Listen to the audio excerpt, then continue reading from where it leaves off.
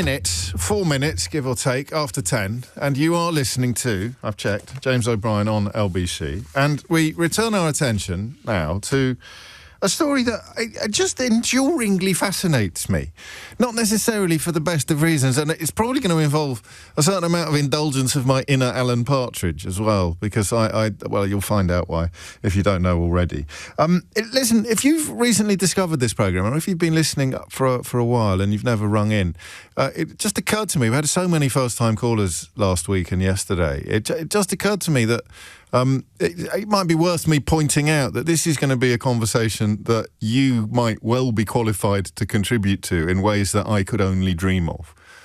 Because I know very little, despite a fruitful career as a building site labourer during the summer of 1988 in South Yorkshire. An entire fortnight. Or actually, there's some dispute over this. It may only have been a week. No one can actually remember for certain. But it certainly felt like a year to me. But I'm going with a fortnight. I've printed a fortnight. I don't actually have a deep and abiding understanding of matters either construction-based or infrastructure. I could help out building a downstairs toilet in Burg Wallis, but I couldn't necessarily talk about massive infrastructure projects. And then I do this weird thing. You know I love cranes and bridges, right? This is where the inner Partridge begins fighting his way to the surface. I think the reason why I love cranes and bridges is because they speak of mankind's or humankind's dominion over nature. There's something about a viaduct, actually.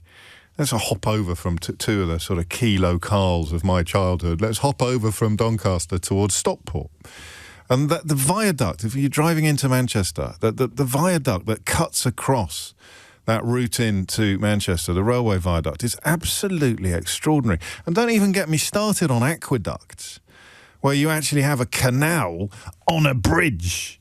At Sloane Square Station, I don't know whether you're aware of this, there is a massive pipe that goes over the railway platforms. Now that I've mentioned it to you, the next time you find yourself in Sloane Square, you'll see it. It's a river.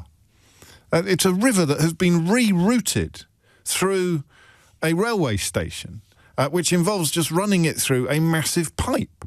So all of these examples of humankind's dominion over... It's not dominion over nature, is it? Because all it takes is a tidal wave or a massive storm and it can all come tumbling down. But it's humankind's engagement with, refusal to be defined by the environment. We will overcome, we will prevail. We are human beings and we will prevail. We will. It makes me think of the Herculean task, which is, of course, a figure of speech for a reason, when he redirected a river to go through the Augean stables. Do you remember? He dug a river, he kind of redirected a river to go through the Augean stables, where I live at the moment in Brentford in West London. The Grand Union Canal and the Brent River are sort of married to each other at points. And it would have been a huge point of ingress for trade coming from all over the country, heading towards the capital. And they sort of co-opted stretches of the River Brent when they were building the Grand Union Canal. And you get to the gauging lock in Brentford, which is designed to work out how much cargo you're carrying so that they can put a tariff on you.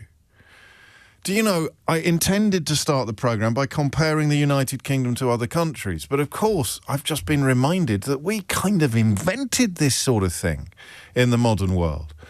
Yeah, Fontaine's DC. In the modern world, we kind of invented it. I know the Romans built aqueducts and stuff, but Industrial Revolution and England and Britain go hand in hand. Absolutely hand in hand. The Marple Viaduct is the viaduct of which I speak. It's a feat of extraordinary engineering. It's not necessarily one of the great wonders of the world, but it's a thing of enormous beauty. And we used to be really, really good at it. And some people still are. They've probably built 3 airports in China since I came on air this morning. You look sometimes at other countries and they have deliveries and projects and successful engagements coming out their ears. I talk about Greece a lot, and Greece has had a heck of a lot of problems over the years, and relatively recently when it comes to economic bailouts and the like, but they have imposed, in the years that I've been visiting, an extraordinary network of absolutely state-of-the-art roads. They are, I grant you, toll roads, but they are nonetheless state-of-the-art, and they shave hours off journey times. And then, well, I mean, I could throw a few more into the mix as well. There's an analysis of 5,000 mega projects by a construction group called MACE. I want to be involved in a mega project when I grow up. What's the difference between a big project and a mega project? Do we know what the definition of a mega project is? We used to use mega as an adjective when I was a kid. Did you do that? Did you see EastEnders last night? It was mega. Oh yeah, mega. Have you played Jet Set Willy on the Spectrum? Oh, it's mega. That was an adjective. I didn't know it was a mega project. It takes an average of 12 and a half years to deliver one in the UK. In the United States, it's 8.8 years, and in Australia, it's 9.9. And do you know, my patriotic heart beats so strongly that I'm thinking already, it's not as bad as I thought. It's not as bad as I thought. It takes us 12 and a half years. It takes the Aussies 10. That's not so bad. That's only 2.5 years. That's okay. You know, come on, give us a bit. It's not, though, is it? It's just outrageous. How can it take us 2.5 years longer than the Aussies? Many of whom have roots in this country anyway, so it can't be a sort of genetic thing. Then you've got the Americans, 8.8. Do they have, massively inferior health and safety legislation? It seems unlikely. A mega project. If you want to build a mega project, phone the Americans or the Chinese or the Australians. Do not go anywhere near the UK. There are currently slightly fewer, or there were when this article was published about a year ago, slightly fewer than 500 active mega projects. There is a proper definition of a mega project. Do you want to know what it is? It's a billion. $1 billion. You just put your little finger in the corner of your mouth and do a Mike Myers impression. $1 billion, which has gone up by 3 times since 2010. So we've got about 500 mega projects in the UK at the moment, of which 52 are currently at a high risk of a prolonged pause with no clear plan for recovery, which is going to put up the overall average. The UK performs particularly poorly due to what they call a lack of clear strategic direction at the government level, as well as bureaucratic consenting processes, which have seen the average time taken to secure approval double between 2009 and 2019. Oh, don't tell me it's Osborne's razor again. Not another road of national decline that leads back to the doorstep of George Osborne. Surely not. And then if I start describing the mega projects, I go full Partridge, because I have to say things with a straight face, like the dualling of the A9 road in Scotland. That's a mega project, Keith. The dualling of the A9 road in Scotland, or the extension of the Bakerloo line in London, or the underground metro system in Bristol. Do you know what a giga project is? Do ya? Do you know what a giga project is? So if a mega project is $1 billion, what's a giga project? Correct. $10 billion. How many giga projects do you think there are at the moment? 18. Or there were a year ago. I haven't checked since. 18 giga projects. That means they're worth more than $10 billion. The Lower Thames Crossing and HS2 are giga projects. And Britain is particularly slow at delivering them. Railway bridges. That's a thing that we kind of almost invented, the Victorians. George Stephenson. There's an extraordinary story about George Stephenson having a railway. I told you I was an anorak when it comes to this stuff.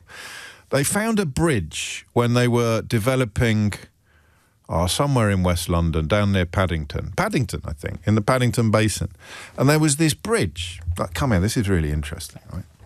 Covered in bricks, like a bridge, a brick bridge, you might call it. A bridge of bricks, right? And when they were developing Paddington Basin, they needed to get rid of this bridge or replace this bridge. This is only within a 100-year time frame, 150-year time frame. And they started dismantling the brick bridge. And underneath the brick bridge, do you know what they found? They found a metal bridge. They found a Victorian metal bridge in almost pristine condition because it had been, in a sense, almost hermetically sealed by the brick casing that they'd put on it. And this bridge was actually designed by Isambard Kingdom Brunel, one of the great fathers of our nation. And it didn't have any bolts in it. It slotted together like a jigsaw. He was such an amazing designer that he could work out all the tensions and the tauts. I just made that word up. He could make out, and the bridge would just sit as a sort of interlocking masterpiece of engineering and vision. And the more I learned about it, the more amazed I was. So Brunel had this idea that, or this was part of a process. I think George Stephenson was involved. I could be wrong. But it was essentially a railway line from Britain to America. You'd get on a train in London and it'd take you down to the coast and you'd get on a boat and you'd get off the boat and you'd get on another train. And he was building all of it. He was building the bridges to take you down. What port would it be? Would it be Portsmouth? No, what would probably be on the... Never eat shredded wheat. It'd be on the west coast, wouldn't it? So anyway, it might have been in Wales. And that was it. He was going to build bridges. I think quite a lot of it got built, but it went a bit bonkers, as ever. But that vision, that extraordinary vision and ambition and delivery. And the bridge, I looked it up because I'm weird. I looked it up at the weekend. I found myself thinking about it, as I often do. In the way that some men apparently think about the Roman Empire on a regular basis, I often think about the lost bridges of Britain. And as far as I can tell, it's still in storage. So there was talk at the time of rebuilding it in the new developed Paddington Basin. But as far as I could tell, on Google, it's still in storage. It's disappeared again, this bridge. That's quite totemic, isn't it? It's disappeared again. That's modern Britain. So Victorian Britain, they were going to build a bridge to America. Modern Britain, they found a Victorian bridge, they celebrated, they stuck it in storage and they forgot about it. They forgot about it. As far as I could tell from my research at the weekend, it was still there. Bristol, probably, for a port, wouldn't it? Bristol or Liverpool? It's funny the things you respond to during my morning burblings. Some of my questions are rhetorical, or you wouldn't know it from my inbox. And some of them are not. And this is not rhetorical. So you probably know that they're about to announce, or today they will announce, the latest disaster in the HS2 saga. And remember, you don't have to agree with this analysis, but it is widely believed that the final figure will be roughly 3 times the original estimate, which was only set in 2011. It was set 15 years ago. I know what you're thinking. It's Osborne's razor again. But it wasn't like 100 years ago or 50 years ago. It was 15 years ago. And that is only for the bit that has survived, the 100 miles connecting London and Birmingham. It was supposed to go to Leeds and to Manchester and then fork off, if you pardon my French, into the eastern and western legs once it got north of Birmingham. But none of that's happening now. It's been scaled back a bunch of times.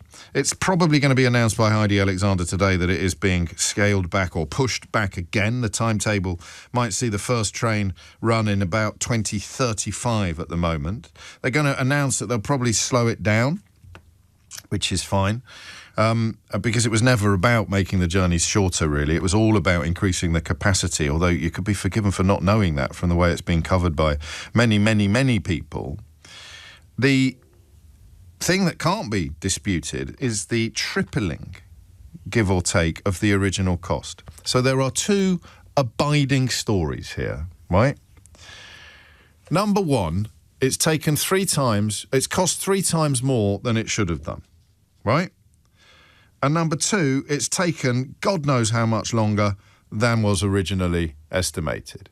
Now, I'm a naive fool, as you know. I can't quite believe that the answer to this question is they're all really bad at their jobs. It's possible that is the answer, but my experience of the construction industry is confined, as I've told you many times, to 2 weeks on a building site in North Yorkshire in 1988. Spoiler alert, I wasn't very good at it anyway. So I look at this, I think, who did the sums? Who did the calculations? Is it a modern malaise? No, it's not, because if it was Australia, it would be taking, a fraction, a relatively big fraction, but a fraction nonetheless of the time. If it was other European countries that we used to look down our noses at, or some people did, I never really went in for that sort of thing, but I remember going on holiday to Spain as a child and being astonished by the state of the roads. Like they were barely sort of tarmacked in places on quite big routes towards the Pyrenees.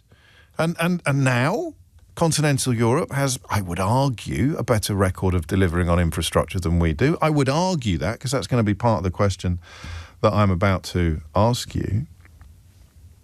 What's your favourite explanation for why HS2 has taken so much longer and cost so much more than it was supposed to? What's your favourite explanation? What is your explanation? That's what I mean by you knowing probably a lot more about this than I do. Why? Why here? Why so bad? Why here? Why now? Why here? Why now? Why here? Why now? It's almost a tune, that, isn't it, Keith? I don't know. But I don't believe it can't be one answer, can it? You can't just go health and safety. You can't just go, everyone's really bad at that. I don't think you can until you tell me otherwise. They're just really bad at their jobs. Political leadership is obviously a huge part of it. And given that this dates back to 2011, we can confidently state that there wasn't any political leadership. But we've had about 463 different governments since then, all but one of them Tory, and absolutely nothing has improved. Now, it's Labour's turn to make announcements of it. Oh, it's going to take longer and it's going to cost more. So what is it? Could it even be corruption? Could that be a thing? Don't libel anybody, because it's me that gets into trouble, not you. But you look now at people taking money off foreign billionaires and presidents in the United States of America, lining their own nests, and you sort of think, well, maybe I am a bit of a sweet summer child, sitting here thinking that corruption and kickbacks are just exceptions to the rule. I don't know. But I know that it is extraordinary that in the space of, 2026, 1926, in the space of 150 years, we've probably gone from being the best in the world at building stuff to being among the worst. That's a little bit of tabloid exaggeration, possibly, at both ends of the timescale. More so probably at this end than that end, because in the days of Brunel, we probably were the best in the world, right? And now we are going to be, among comparable economies on delivery times and budgeting, we're probably going to be among the worst. Among the worst. So just tell me why.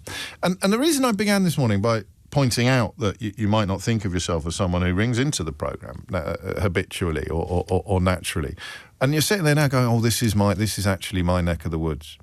Do you know what? This is, I actually know what I'm talking, I think, yeah. But I don't ring radio. I want to hear voices I haven't heard before. I want to hear answers I haven't heard before on this. I want to get under the bonnet, if you like, of Britain, building in Britain today, and just try to work out why it's such an absolute mess. That's my analysis, all right? I may be getting all sorts of things wrong, so you're also welcome and encouraged to ring in and tell me to wind my neck in things aren't quite that bad. You might feel a bit protective, a bit loyal about your industry. All right, the Aussies do it quicker, but what you don't understand is ABCDE. It's not the fault of the fellas in the hard hats down on the sites or the ladies in the hard hats down on the sites doing the shift, and it's probably not their boss's fault or even their boss's fault. So whose fault is it? Whose fault is it? 0345 6060 973. Why does it cost so much? More than they originally budgeted. That's the crucial bit. And why does it take so much longer than they originally estimated? If they were building an extension on your house and they were bringing it in on the same parameters as HS2, you'd have Matt Allwright singing your story from the sofa on the One show by the end of play on Tuesday, which is, of course, today. 10:22 is the time. 0345 6060 973 is the number. What, why, and wherefore is the question. James O'Brien on LBC. It's 24 minutes after 10. It is a question for the ages, but we're asking it today because they're about to announce yet more increases in both budget and delivery for HS2. And I don't understand why this country, at this time in history, is so apparently poor. I want to use a slightly rude word, but I can't. Building stuff. Why? Jason is in Bewdley, a place I know well. Jason, what have you got? Hi, James. Long-time listener, first-time caller. Welcome aboard. hopefully tick one box. So I think perhaps a changing question would be... Oh, everyone's a bloody critic. Honestly, I've barely started, man. No, the negativity comes from the budget being wrong in the first place. Yes, it does. If you kind of cast your mind back to, 2008, 2009, when Department for Transport kind of got this rolling, do you think they would have had a positive answer from Treasury if they'd said 150 billion and it's going to take 30 years? So to get it green lit, they have to tell porkies about the price. Now, whether it's cynical or naivety, you could probably have an argument there, couldn't you? Because I would imagine that DFT folk aren't fully, the higher levels aren't fully on the detail. But it was a political decision to get it through with the Treasury. The industry, I think, knew full well, based on history and the likes of the Docklands Light Rail and the Jubilee extension, that it was likely to go over budget. The extremity is pretty amazing, isn't it, actually, from 30 to whatever it's going to be today. Yes, 3 times. But essentially, it's that political decision earlier or the sponsor decision on smaller projects that they want to get the project through. All right, why would that be peculiar to this country? So I'm not sure it is entirely. Okay. Do you work in the sector? I do, yeah. I manage a big team of project delivery managers. So, did you have anything to do with the flood barriers? No, but I know I have a little story about that. Go on, then. You're on the Jason. You're on the right show. I know. Yeah. Well, interestingly, so I follow the industry a lot, and obviously I live in Bewdley. I watched that project. I remember when Boris came, and this is again the political start here. Yeah. He came and went, "This is terrible. We're going to get it sorted." The Environment Agency knew about the issue a long time before. Of course they did, but hadn't scoped it out, hadn't looked at all the constraints, and Boris announced it was going to be sorted. Their original budget was 6 million. It had ballooned to 8 million before they even started on site because of the heritage constraints, the utilities that... I mean, for people who don't know Bewdley, there are proper heritage constraints. It's a beautiful Georgian market town, and the bridge that essentially spans the river that needs the flood barriers is pretty much single lane, isn't it, really? It is. Yeah, so, there was a lot going on there. So it's gone up by 2 million before they've even stuck a spade in the ground. By the time they finished, it was 10.5. From 6. From 6. Yeah, so there it is. Again, but had we taken the time, the Environment Agency or the sponsor took their time, they would have known about the constraints and designed them in and costed it properly before announcing the budget. So you've got a politician on the phone going, come on, we want to get a press release out, or a politician's people are on the phone. We've got to get a press release out, and we've got to get it green lit, and then you've got someone else on the phone saying, we can't afford that. So, all right, well, just knock a nought off it. So there's a sort of weird conference of compromise going on, and at the end of it, you just get an entirely unrealistic quote. Yep, pretty much. Yeah, and it's not... project managers are often good at trying to cap that, but that's what I do in my team. We've got costs that come in for scope, but we have that cynicism of picking it to bits before we kind of embark on the project to make sure we're clear of the... Yeah, fair enough. So, but again, that doesn't, answer the question of why it takes so much longer compared to other countries that will have similar political pressures and political tensions. But you're not going to take a broad and generalised stereotyping critique of your industry. You're saying you're all bad at it, or you're all lazy, or you're all a bit rubbish, or you're all on the take, because that obviously wouldn't be fair or true. No, and comparing us to other countries is like comparing apples and pears. Is it, though? It is. Why? Yes. So from a project construction perspective, we've got less space, we've got more heritage constraints, we have more wildlife constraints as well, because we have less wildlife, it's more important. And then we have people. We got more people in the way. NIMBYs. So, HS2 is a great one, isn't it? They were buying up everything, weren't they? They were buying up garden, and they wanted to go through hills when they should have gone over them, because people didn't want trains in there spoiling their view or making noise, and that wouldn't apply if you were building a railway across the outback or an underpopulated part of America, would it? Exactly. Well, Spain, they've got one of the largest high-speed networks, but you look where it is, and it connects big city to big city with not a lot in between. Whereas we've got quite a lot in between. Yeah, Not in America, in places particular. like Bewdley. Yeah, well, exactly. But America don't have the heritage that we have. That's a really interesting answer because, people might be able to get a little bit dismissive with regards to some of the wildlife constraints. And there was that famous case, wasn't there, of the bat tunnel with HS2, which did seem to have swung too far in one way. But the idea of blowing up, heritage, blowing up, I'm trying to think what the nearest one to you is, blowing up Whitley Court or something like that. Exactly. I mean, and of course you've got the Severn Valley Railway on your doorstep, which is a reminder of how things used to be done. That, Jason, is a fascinating call and a perfect start to this conversation. Thank you. Thank you very much. No, thank you very much. Are you following the...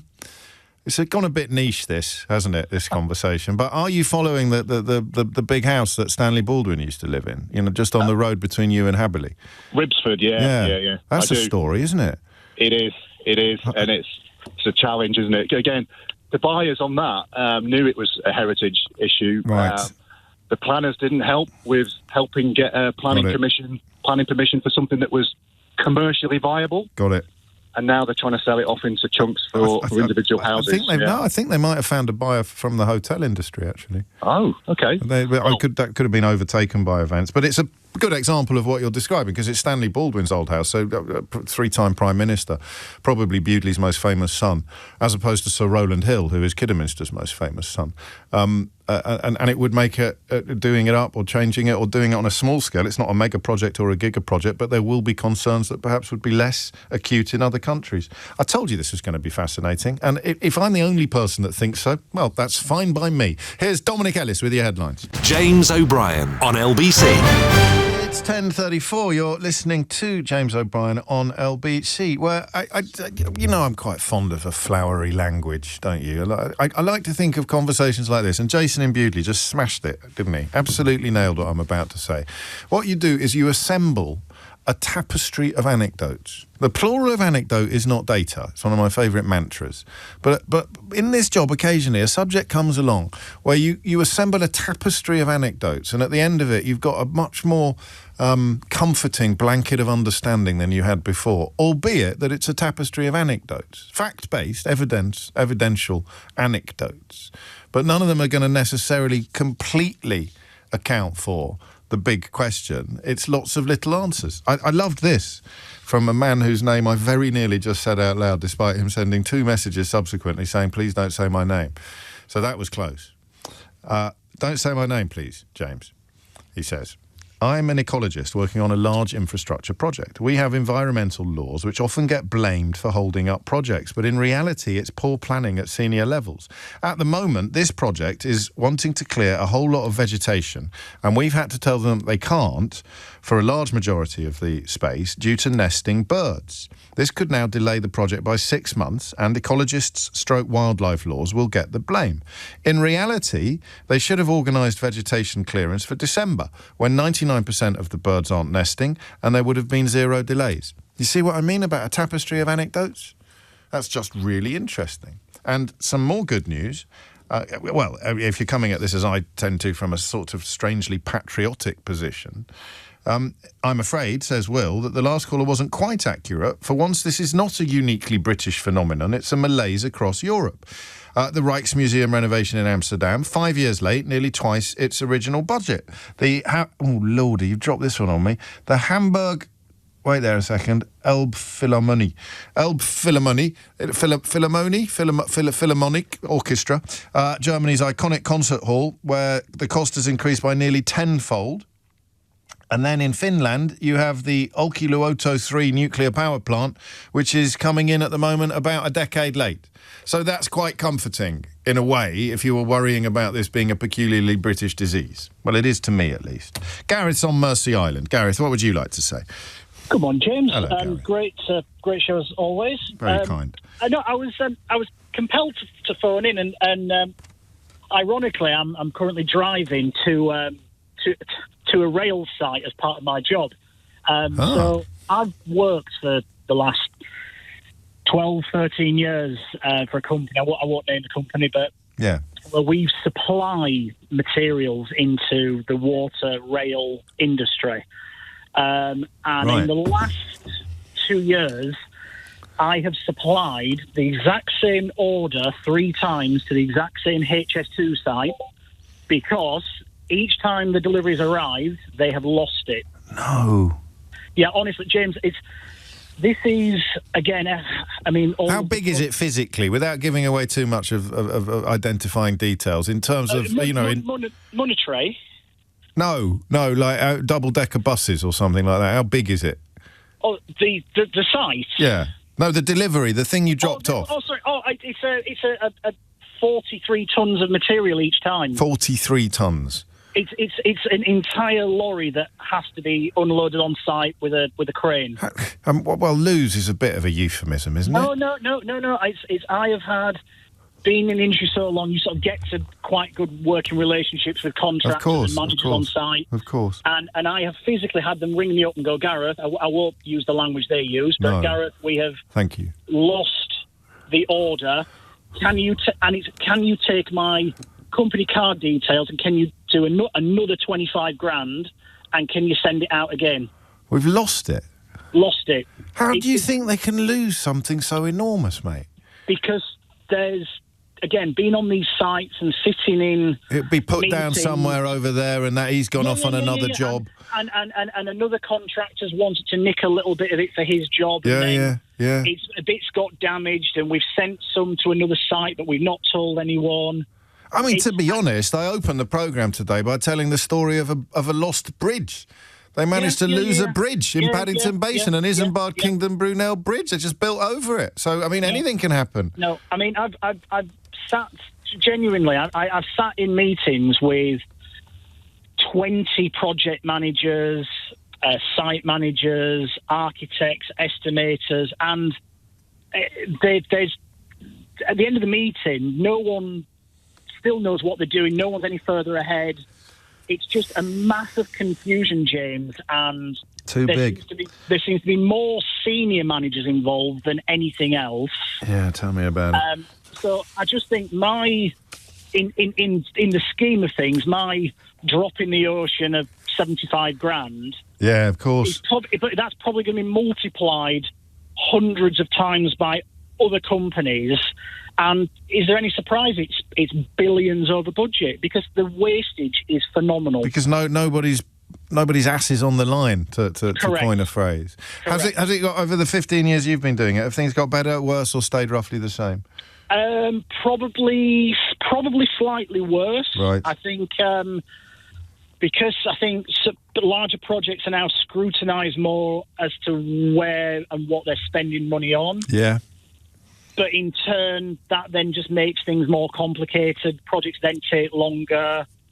We end up in situations where we tender for something. It takes 2 years to get down the line, and then... So it is, So, I mean, you and Jason are listening to this and tracking the story and following the budget and the time scale and feeling supremely unsurprised by it all. Yeah, I mean, because what generally happens is, for example, Project X is tendered for today. Yeah. In 2 years' time, when it comes to fruition, the price of everything has increased.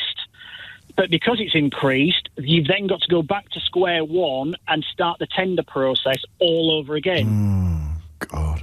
It's a nightmare, James. It's an absolute minefield. Everything takes forever. And do you have any way of comparing with other countries? Do we know whether we suffer particularly on this front, or whether or not it is a sort of international malaise?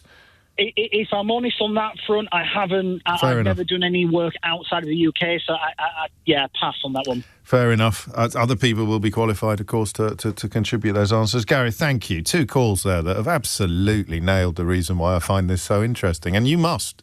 If you're not finding this interesting, that's on me. It's not on Jason and Gareth. You don't care about why it takes so long and costs so much more than estimated to build massive infrastructure in this country, then I don't know that I can help, really. Of course it flipping matters. All right, maybe you found my story about the lost bridge a bit dull. I'll give you that. That was quite niche. But the rest of it, it's hugely important, because guess what? That £100 billion bill, you're paying it. Neil's in Watford. Neil, what do you reckon? Good morning. Thank you for taking my call. You're very welcome. You sound very businesslike. It's just sat here waiting to go on the show. Did you just adjust your tie before you started talking then, Neil? Not quite. Not quite. Carry on. What do you want to say? I was saying about infrastructure and cost overruns. It's because I believe because we don't plan long term for putting things correctly in place. I mean, you gave the example of Isambard Kingdom Brunel's Bridge fitting together as a jigsaw puzzle. Yeah. Infrastructure is much the same. I mean, I think renewables is a case in point. Yes, we want wind farms. We want solar panels. We want to get rid of fossil-based fuels. But we've got to do it in a logical way, which means you've got to put the infrastructure in place first. So what's the point of building a wind farm that you can't connect to the grid? It means you're paid. Does that happen, though? Or is that just an extreme example? No, I don't think it's an extreme example. If you look at the national grid and the accounts, we're spending in excess of £1 billion every year to energy producers not to produce electricity because we can't use it, which then means we've got to turn the gas... Because they put the cart before the horse. That's right. We then have to turn the gas-fired power stations on, which means we all pay much more money than we need to. So we've got a lot of building work going on in the building at the moment, right? Right. The building I'm currently in. And they're doing an incredible job, and they're very patient with some of my very geeky questions, particularly the lift engineers. Mm-hmm. But they've just knocked down a wall, a temporary wall, and on the other side of it, I noticed that they've already put up some of the new branding, some of the new artwork, the graphics. Right. And the building work hasn't finished, and I found myself thinking, I bet they have to do that again. Literally, this is 48 minutes ago as I was walking towards the studio. I just remember thinking, I bet they have to do that again because that's gone up a bit soon, I reckon. Mm-hmm. It's beautiful, but it's going to get dirty or it's going to get chipped or they're going to be carrying a massive air conditioning unit past and a bit of the plaster's going to get... That's what you're talking about. On a tiny scale, yes. That's what you're talking about. Somebody somewhere should probably have said, let's not put that artwork up. Let's do that last. When everything else is finished, we'll put up all the fancy graphics. Yeah, I mean... Because they might have to pay for it twice. I think a quick case in point is the Shetland Islands. Go on. Well, the wind farms bring... I think You're obsessed with bloody wind farms, Neil. Give me something else. Give me some else. Give me some other content. It's a question of your previous things about... You just mentioned it, clearing vegetation. I'm wanting to do it in March. Why not have got the cart before the horse before the cart and done it in December? But is this not what project managers are supposed to do? Or are they too atomised? Is that they're in charge of their little bit? Look, my job is to get the posters on the wall, mate. I don't care about people carrying air conditioning units past. You said it correctly. It's a lack of joined-up thinking. Everybody wants to do their own little bit, and there's no overall top-level political control saying, look, we have to have consensus on certain infrastructure projects between all parties. Let's agree to that and let's get on with it rather than things changing every time there's a general election. Yeah, that can't help. I mean, albeit that the last few have delivered the same party that was in before, it's a slightly different flavoured government. And, of course, don't forget, everybody's messaging me about their own favourite projects. The Colne Valley Viaduct out some... Uxbridge Way, absolutely beautiful bit of engineering, which is HS2 related. And then, of course, at the other end of the scale, you've got how much did we spend on that bridge? The Garden Bridge that Boris Johnson was going to build across the River Thames. Millions of pounds spent on that, including a fat slice of public money, without a single brick being laid, without a single, can I say sod? Without a single sod being turned. Seriously. So what we don't know is how peculiar to Britain it may be, albeit that there are some considerations in this country that simply apply in ways that they wouldn't in other countries. It's not a question of choice. It is not a question of choice to be living in a country that is absolutely dripping with heritage, history and tradition. So you want to build, and of course, which is a relatively small landmass for the population, which of course is a consequence in large part of all the industrial and commercial success that we were having 150 years ago when we were building all this stuff. 10:47 is the time. James O'Brien on LBC. A terror project, bigger than Giga. That's an agreeable little rhyme. Bigger than, that's almost like a rap, isn't it? I'm bigger than Giga. Bigger than terabyte. It is in computers. You go from gigabyte to terabyte. So if a mega project is a billion and a giga project is 10 billion, what the heck is a 100 billion? It's a tera project. You're telling me it's a tera. Am I right? No. Or a peta project? That doesn't sound as big as giga, does it? Tera doesn't sound bigger than giga. What about an is it an exabyte? It's about 1,024 petabytes. Petabytes? Anyway, they're now hoping it comes in for less than 200 billion. That's HS2. And I've now got a much clearer picture of why this happens. And some of the answers are actually quite obvious. There's room for unobvious ones as well. And then I look at China and Japan, and I see these timescales being absolutely nailed, and I suspect it's to do with the pyramid structure. Oh, there's something else that was built by human hands in ways that are almost impossible to understand or believe in the modern world. But if you've got a pyramid structure where people are absolutely terrified of getting something wrong, I don't mean like bullying in the workplace or anything like that, but everything we've heard so far just suggests that, we've lost a delivery. No heads are going to roll. No one's going to be particularly worried. Oh, that's a shame. Let's buy another one. So where does the buck stop is what I'm asking. And then we come back to the last chap's point about changing governments. Because, of course, it's changing ministers as well, even within the same government. The buck stops. With whom does the buck stop on this stuff? And the answer appears to be nobody. So Heidi Alexandra will get a kicking today for things she's had next to nothing to do with. Next to nothing to do with. When does the buck stop? So how does it work if we know? Someone listening might be able to answer this. How does it work in places like China and Japan? I mean, I don't think that health and safety would be necessarily much, much worse, particularly not in Japan. But what is it? Is it a different approach to the workplace? Or think about the system of honour that is often in place in Japanese structures and Japanese culture. If someone loses a delivery on a Japanese mega project, somebody is going to be absolutely mortified with I don't know. I'm just thinking out loud and inviting you to do the same. David is in Sherwood Forest. David, what would you like to say? Hello. I think a lot of the problems, particularly with HS2, is due to a loss of knowledge caused by privatisation of British Rail. Okay.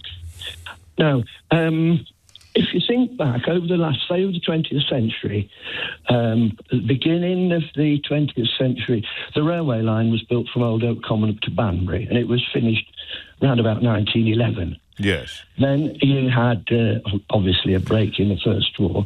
There were bits and bobs. I'm conscious of the time. It's 10:53, and we've only just got to the 20s. I'm loving it. You carry on. Then, during the 1930s, when there was some government funds available, the Great Western Railway, they built things like the Frome bypass, the Westbury bypass and so on, and did a lot of infrastructure works around Taunton. Okay. And if it hadn't been for the war, a Dawlish bypass would have been built. And then, obviously, there was the war, and then in the 1950s, early 1950s, British Rail built the Woodhead Tunnel, the tunnel through the Pennines. Yes. During the 60s, they built the Harecastle deviation, which had included another tunnel. During the 70s, there was tunnelling under Liverpool. And in the 80s, there was the Selby deviation railway built, which basically, apart from the signalling and depth of ballast and so on, is a high-speed railway. Yeah. Now, all of those were designed in-house by British Rail and then built by external contractors very often. But all of that in-house knowledge... The buck would stop with British Rail, effectively. Exactly. Yeah.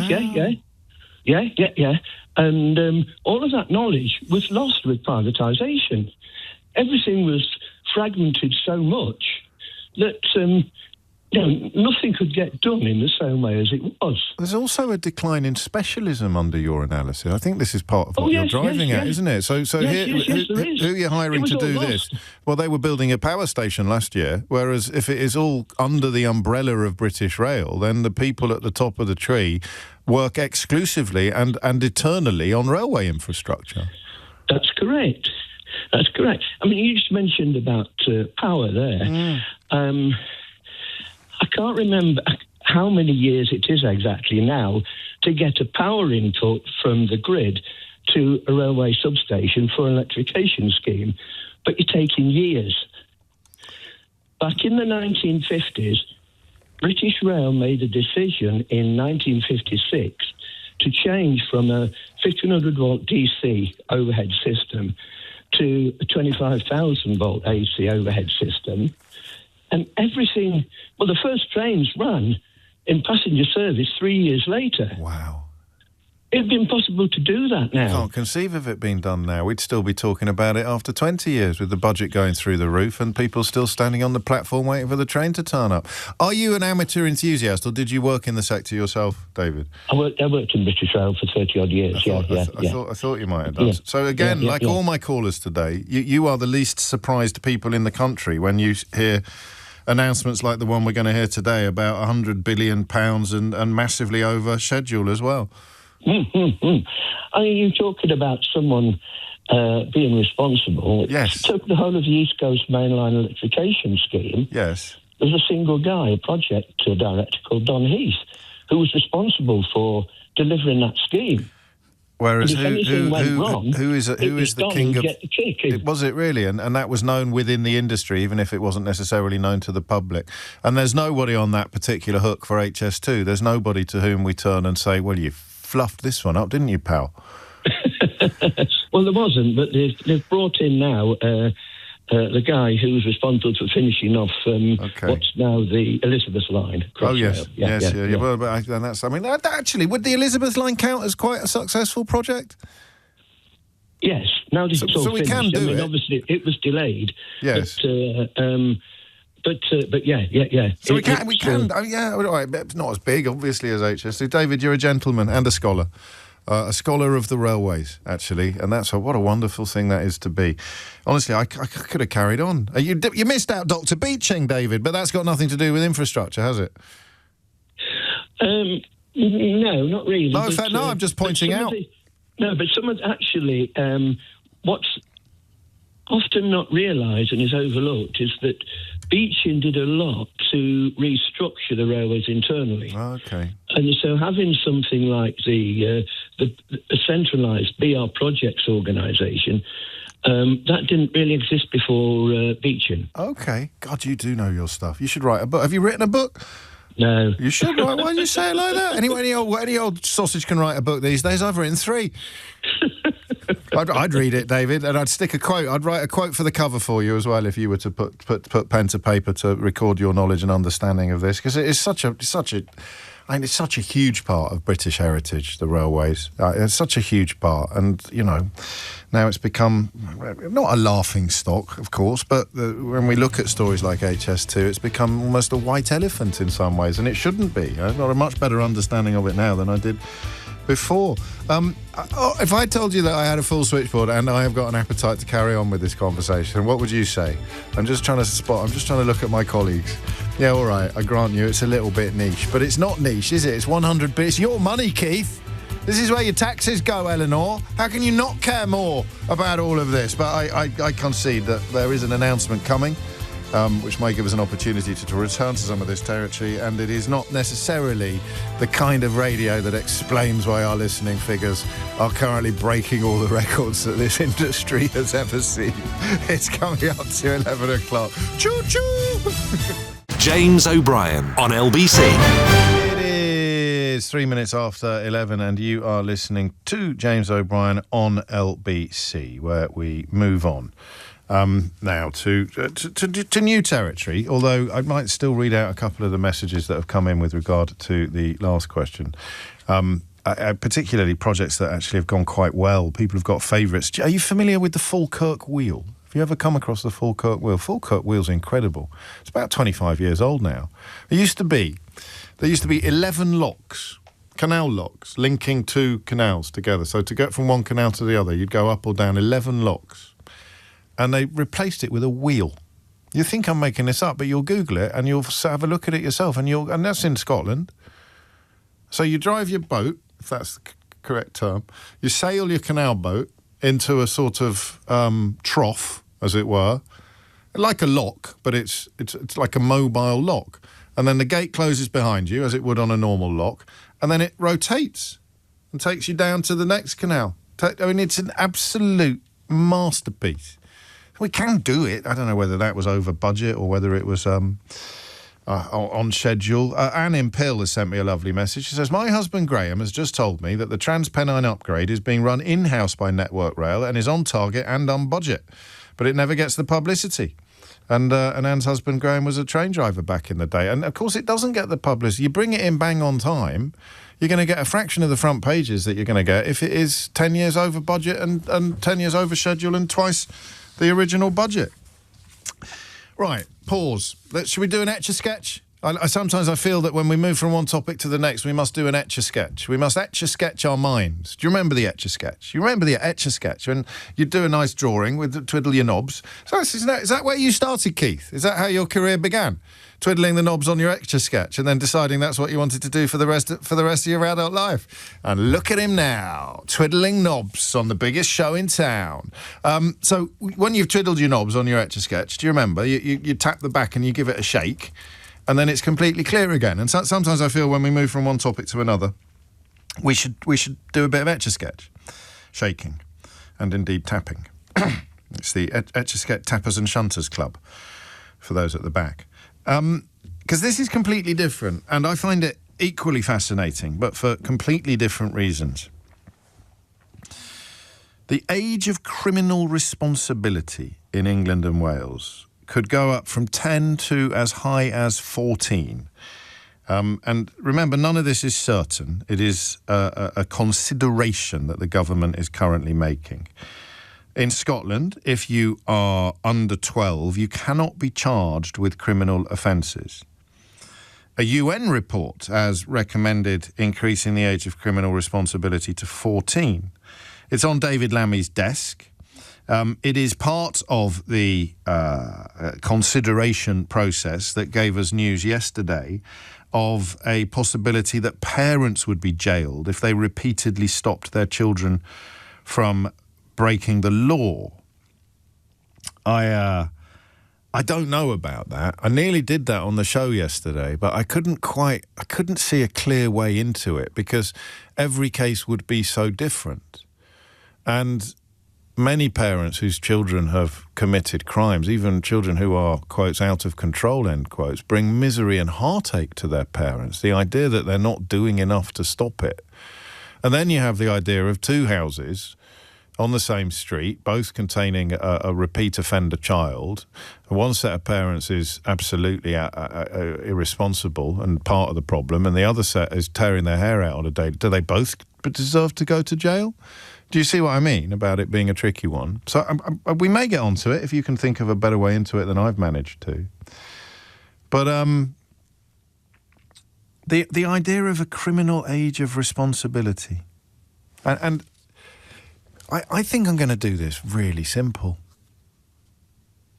So if you're 9 in this country and you murder someone, you cannot be charged with a crime or convicted. Similarly, if you're 9 and you go into,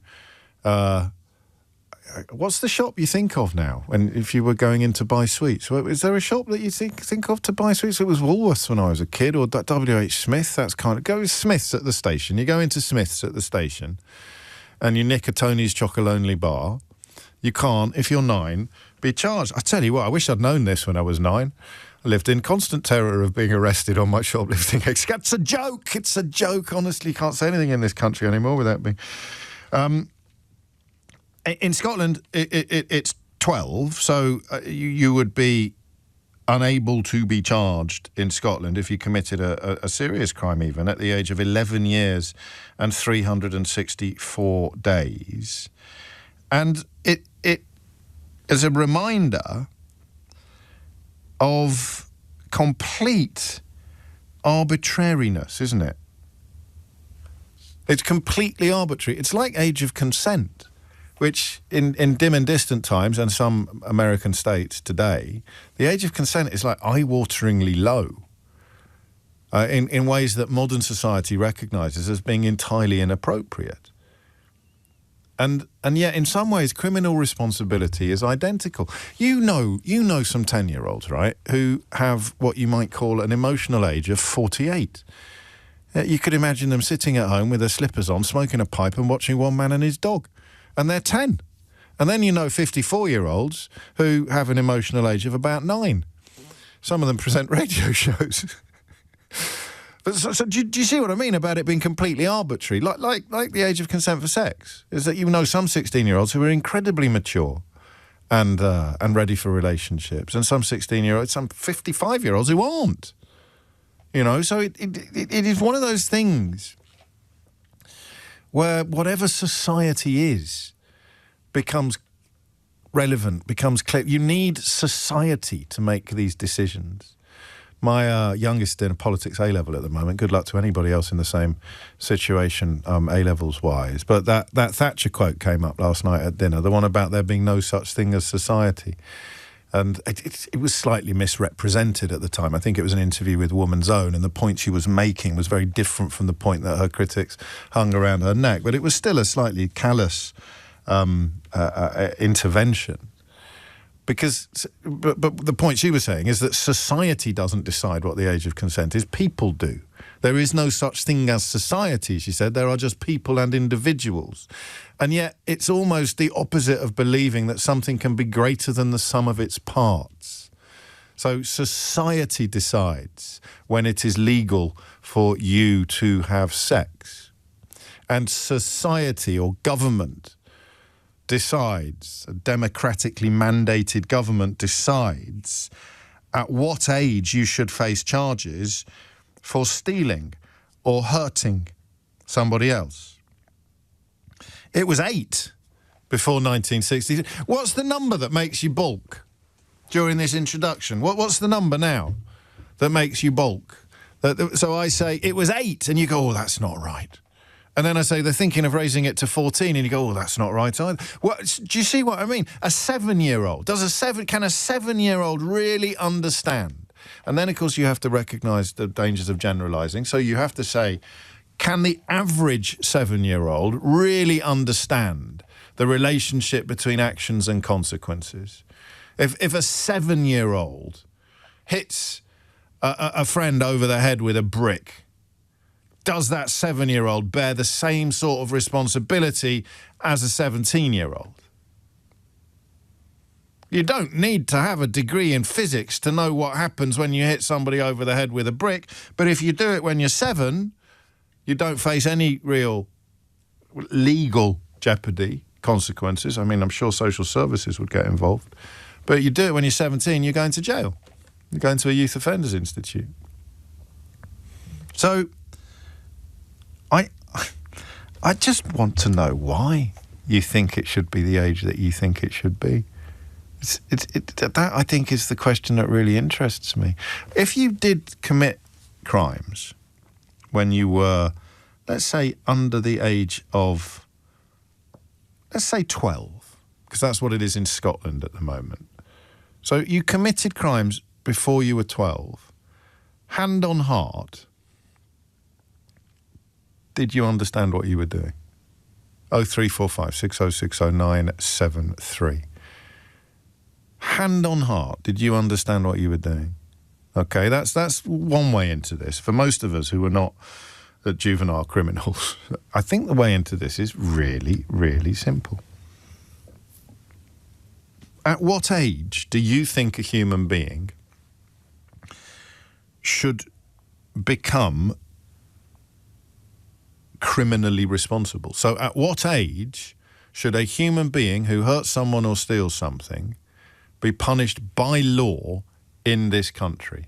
What age would you pick? And this is another opportunity, actually. I talked in the last hour about how I was hoping to tempt on people that had real expertise but haven't necessarily rung the programme before. And goodness me, did we hit the jackpot. But this is the opposite, really. The only qualification you need to contribute to this is thoughtfulness. And perhaps some experiences to come at question 1, but not question 2. Question 2 is thoughtfulness. How do we pick the age as a, quote, society? And how do we pick the age? What are the criteria that we're bringing to play here? Do you understand what you are doing? Well, of course you understand what you're doing, otherwise you wouldn't try to hide it. So if a 6-year-old commits a crime and tries to hide the evidence, they know what they've done is wrong. Go back to when Isambard Kingdom Brunel was building bridges, and that 6-year-old would probably have got deported to Australia for nicking a loaf of bread from a market stall in Preston. So, it's just an absolutely fascinating question. Again, as with the HS2, what happens in other countries, can we learn from them? But I think the question I really want first up is, what age do you think it should be, and why? Now, the why could be an exercise in intellect and philosophy, or it could be a very personal experience or memory. Criminal responsibility. The age at which you face punishment for your actions. What should that age be? And why do you pick that relatively random, or certainly close to arbitrary, number? And don't forget, if you were a child criminal, I've got a horrible feeling that the people who were child criminals are going to be stricter on this than the bleeding heart liberals who think that you were probably more a victim of circumstance than responsible for your own actions. It's a curious thing. It's like burglars are often the most hang 'em and flog 'em of citizens when it comes to how burglars should be treated. It's a weird one. But if you were a juvenile criminal, 0345 6060 973, if you were a juvenile criminal, how responsible do you think you were then for your actions compared to how responsible the law would find you to be now? So there's the personal and then there's the political. Because the other question is, what do you think the age should be and why? Because I could probably go for 16, personally. That feels immediately very high, doesn't it? So what age would you go for and why? It's 11:16. Hit the numbers now, you will get through. James O'Brien on LBC. 15 minutes after 11 is the time. And it's funny, isn't it, that sometimes we think that we've got the answer to a question when we really haven't. So quite a few people citing the James Bulger case. The boys that murdered James Bulger were 10 years old at the time, so over the age of criminal responsibility. And they were punished, essentially as adults would have been. And people think that's a sort of slam dunk. But if they'd been 9, they wouldn't have been. And if we change it, if it had happened in Scotland today, they wouldn't have been. But Fabio makes what I think is the most interesting point about that case, and that is that it didn't have to be that way. A hideous crime, but were those 10-year-olds really as responsible for their actions as they would have been had 10 more years passed? And Fabio says, I'm studying law at the moment, and this was actually in one of our recent units. There's the James Bulger case here, where 2 10-year-olds were charged as adults, even though they were so young. And then in Norway, there was a similar case, Silke Redegard. I think that's how you pronounce the name. It's spelled Silje. And the older boys who killed her were completely reintegrated into their society and even their school without prison being involved at all. And the mother of the murdered girl, of the killed girl, was supportive of the process. You mean, crikey, I don't think, as Fabio says, I don't know that we would be able to be so open-minded about it. But, of course, the emotional response is to punish. But when you look at the data, everything says that being lenient until a certain age is going to be better for everybody involved, except those craving vengeance, which most of us, if not all of us, would in those sort of circumstances.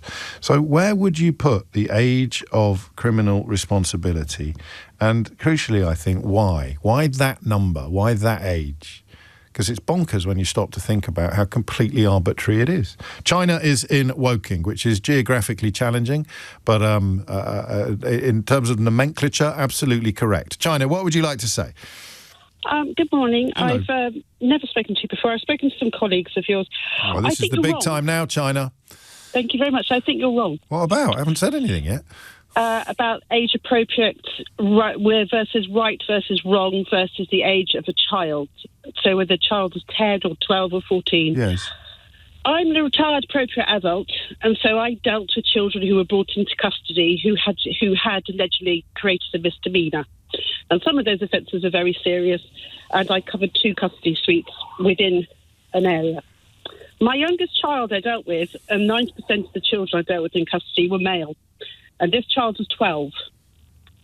And Mum held down 3 jobs, and she was trying to make ends meet.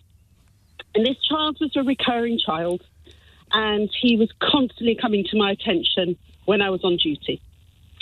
And I said to him, age 12, I said, why do you repeat this offence? And he had the drug dealer's telephone number written on his forehand. And his response to me was, it's a lifestyle choice. He was 12.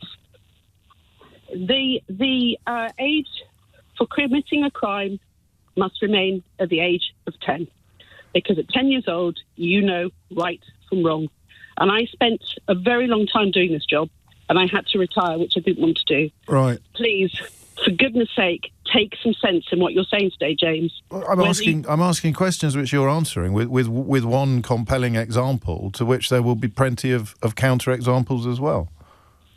The responsibility lies... So what if that 12-year-old was being forced to do what he did? Or what if he was just repeating something he'd heard on a radio show about lifestyle choices because he was trying to wind up the middle-class woman in front of him? There'd be a million different reasons about how that boy could have ended up where he ended up. Why on earth would you treat him as if he was 25? First of all, I might not be a middle-class lady, James. So, secondly, because I'd met the child... Well, hang on. I think that given the context of this conversation, I'm perfectly entitled to jump to conclusions about you. So why would you treat him like a 25-year-old? You don't. There is a whole procedure with dealing with children when you bring them into the police. In terms of criminal responsibility, there'd be next to no difference at all. Listen, you may be right. I can't be wrong because I haven't actually offered up an opinion yet. I wondered whether 16 might be a more realistic age at which to impose these sort of responsibilities, because 16 is the age at which society bestows privileges and advantages. So there's a sort of there's almost a dissonance to the idea of being old enough to be punished, but not old enough to be rewarded. I'm sorry you had to retire. Pamela's in York. Pamela, what do you think? Hello, James. Hello, Pamela. It's hard to put a number on for me, but it's impossible, isn't it, I think? But we're going to try. We're going to try. I think you have to give a child chance to be a child, to learn, to understand the consequences of the criminal action. So I think that yes, you might be able, like you say, a child that pinches the sweets knows that they're doing wrong, but they don't understand yet why it's wrong. So I think round about 12. I also think that by doing that, say, the law about parents being criminally responsible, yes, it would give parents that little bit extra time and concentration to ensure that they get the child safely as positively to the age of 12 or 13. This is like two massive spinning plates, because listening to the last caller, who had very nice things to say about the mother and nothing nice to say about the child, that mother would now be held responsible for the recidivism of the 12-year-old boy. And that feels very unfair, doesn't it? I mean, it was like this mythical parent who would do more if only they were more frightened of punishment. I think we all believe they exist, but we'd probably struggle to find one. I think it's kind of, it doesn't always make that kind of difference. I think that if you are a parent that genuinely struggles, then you're going to genuinely struggle. I think that we live in a society where we do have some parents that have a negative input on the children, and I don't see why a child's life should be blighted even further. No, so 10 feels very young. But it would, of course, if it rose to 12, then, and God forbid anything similar ever happens again, then a latter-day James Bulger murder would would see the people responsible for it avoid criminal responsibility. And that might be intellectually the correct thing to do, but emotionally it's very hard to swallow. Yeah, I agree, but we tend to act, as we all do, most of us, emotionally. And of course, if any child of mine was harmed by another child, I would think very differently. But it's kind of, if you think back to the case of Mary Bell, who was with another girl who was equally culpable, really, morally, for what happened to those children, but wasn't prosecuted to the full extent of the law because she was deemed not as clever.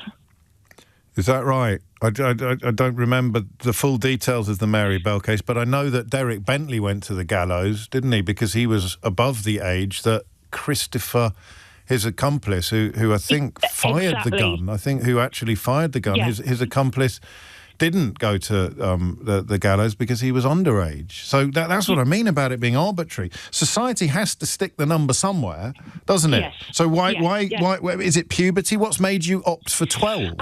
I think that when a child hits puberty, I think that it's unfortunate that they would then they would become criminally responsible. Because it would be different for every child. It would involve medical tests, wasn't it? I mean, there was a kid at my prep school, Pamela. I can see him in front of me now as if it were yesterday, running towards me on the rugby pitch. He hit puberty at about 10 and a half. He was twice the size of all of us by the time we got into the sixth form. All we ever did on the rugby pitch was shout, "Throw it to him! Throw it to him!" Get him the ball, and he'd plough through the opposition like a hot knife through butter. So, I mean, again, it would be a bit weird if he were being held to the same... But you'd have to, because it has to be a number, doesn't it? It has to be a number. Yes, so I think, therefore, if they could research it, which I'm absolutely sure they would, as close to kind of hitting that point as is possible, because again, you know, the other thing as well is that as Mrs. O'Brien will absolutely know, is that a child from 1 to 7 is very much the receptacle of what is put in that child's head and the neural pathways and how everything is built up. So saying that, well, I had a tough time at that age, and applying that to all children doesn't work. It's completely unfair. I mean, you think of the most terrible crimes ever committed by children and ask yourself whether those crimes would have been committed if they'd been brought up in functional, loving, happy, healthy homes. And most people would answer, I don't think they would have been. Yeah, absolutely. But that applies to adults as well. And we have to put the numbers somewhere. What a great call, Pamela. Thank you so much. And do you know, the lad I'm talking about, I won't embarrass you by telling you his name, but I was staying in a beautiful hotel in Worcestershire earlier this year, and his lovely wife was on reception, and she recognised me, said, "You're not going to believe who I'm married to," and this lad that I was at school with back in the early 1980s, who I'm happy to say I've now caught him up in terms of maturity and physical development. But when I was 11, he looked about 18. 29 minutes after 11 is the time. You are listening to James O'Brien on LBC. What's the number you would choose? Because it's going to be arbitrary. And why would you choose it? And what if you are that 12-year-old or that 10-year-old? How would you explain the difference between your understanding of wrongdoing when you were a child and your understanding of wrongdoing now? That's a biggie. I wonder if anyone fancies stepping up to that particular plate. How would you articulate that difference in what you understood then and what you understand now? Because I don't know that I can do that. Dominic Ellis is here now with your headlines. James O'Brien on LBC. I actually just checked, because I thought it might be worth doing so, whether or not the Daily Mail reported this story, and if they did, whether they turned it into some sort of charter for yobs. Do you know what I mean? That sensibility that, all the yobs, all the delinquents are celebrating today because David Lammy's thinking of raising the... And I didn't imagine it. Good news for little terrors. The age of criminality may rise. Child tearaways could be handed a licence to wreak havoc, it was warned last night, as Labour opened the door to... I mean, where do they find the people? You've just heard, we're only half an hour into this conversation, but it's been informative, illuminating, intelligent, nuanced.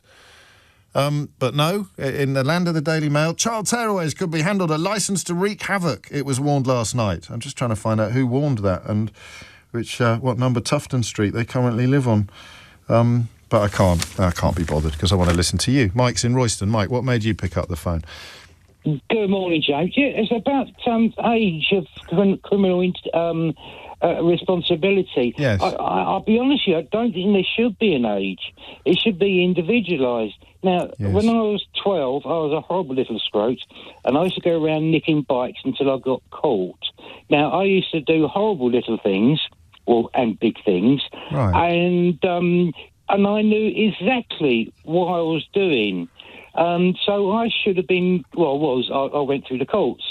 But there's other 12-year-olds who wouldn't have a clue. So where can you put an age I don't know, on mate. criminal responsibility? I don't know. It should be individualised to the one person. Now, I mean, you say a 10-year-old can put a brick over somebody's head and know or not know exactly what they're doing. So where do you draw the line? Well, hang on, I'm asking the questions. You're supposed to be answering them. I thought I'd turn it around. Well, I'm glad you have, because I don't know. And Corpsey points out in a message there's a difference between understanding something that is wrong and how wrong something is. So when you were 12, were you crystal clear? I knew exactly what I was doing. Yeah, but were you crystal clear about what the ramifications would be? How much the person whose bicycle you'd stolen would be hurt by that theft? The empathy element that perhaps you've developed later in life. I didn't understand the consequences of the people I was actually stealing then you from. shouldn't be as criminally responsible as a 20-year-old then, should you? Then what? But I still done the crime. I know. So it's such a difficult question. As you're saying, some of those 40 years old don't know what they're doing, so how can they be held criminally responsible for a crime? Why did you change? How did you change? If indeed you have, I hope you're not out every night in Royston hoovering up all the bicycles. The school, the courts actually scared the bejesus out of me. So it worked. I mean, the justice system worked, as it were. It absolutely worked for me. It worked spot on, yes. And that was it. You just decided to. Can you remember the moment? When you decided, right, that's it, I'm not getting into trouble again? Yeah, I can remember exactly when the police come round to my door and took me away. And what role had your parents played in your life up to this point? They were good. Yeah. My parents were loving. They were. We didn't have a pot to scratching sort of thing, but sure. it was food on the table. It was loving. We used to be a loving family. You just went off the old proverbial rails, really. Absolutely, and they got you back on them. But as I say, that was a point made by No Hostages about empathy, people developing an ability to understand the full impact of what they have done. And there's another element to it, of course, which is about 10% of adult prisoners meet the criteria for intellectual disability, which is a brutal phrase, but better than the ones that would have been used when I was a younger man. About 25% may have ADHD.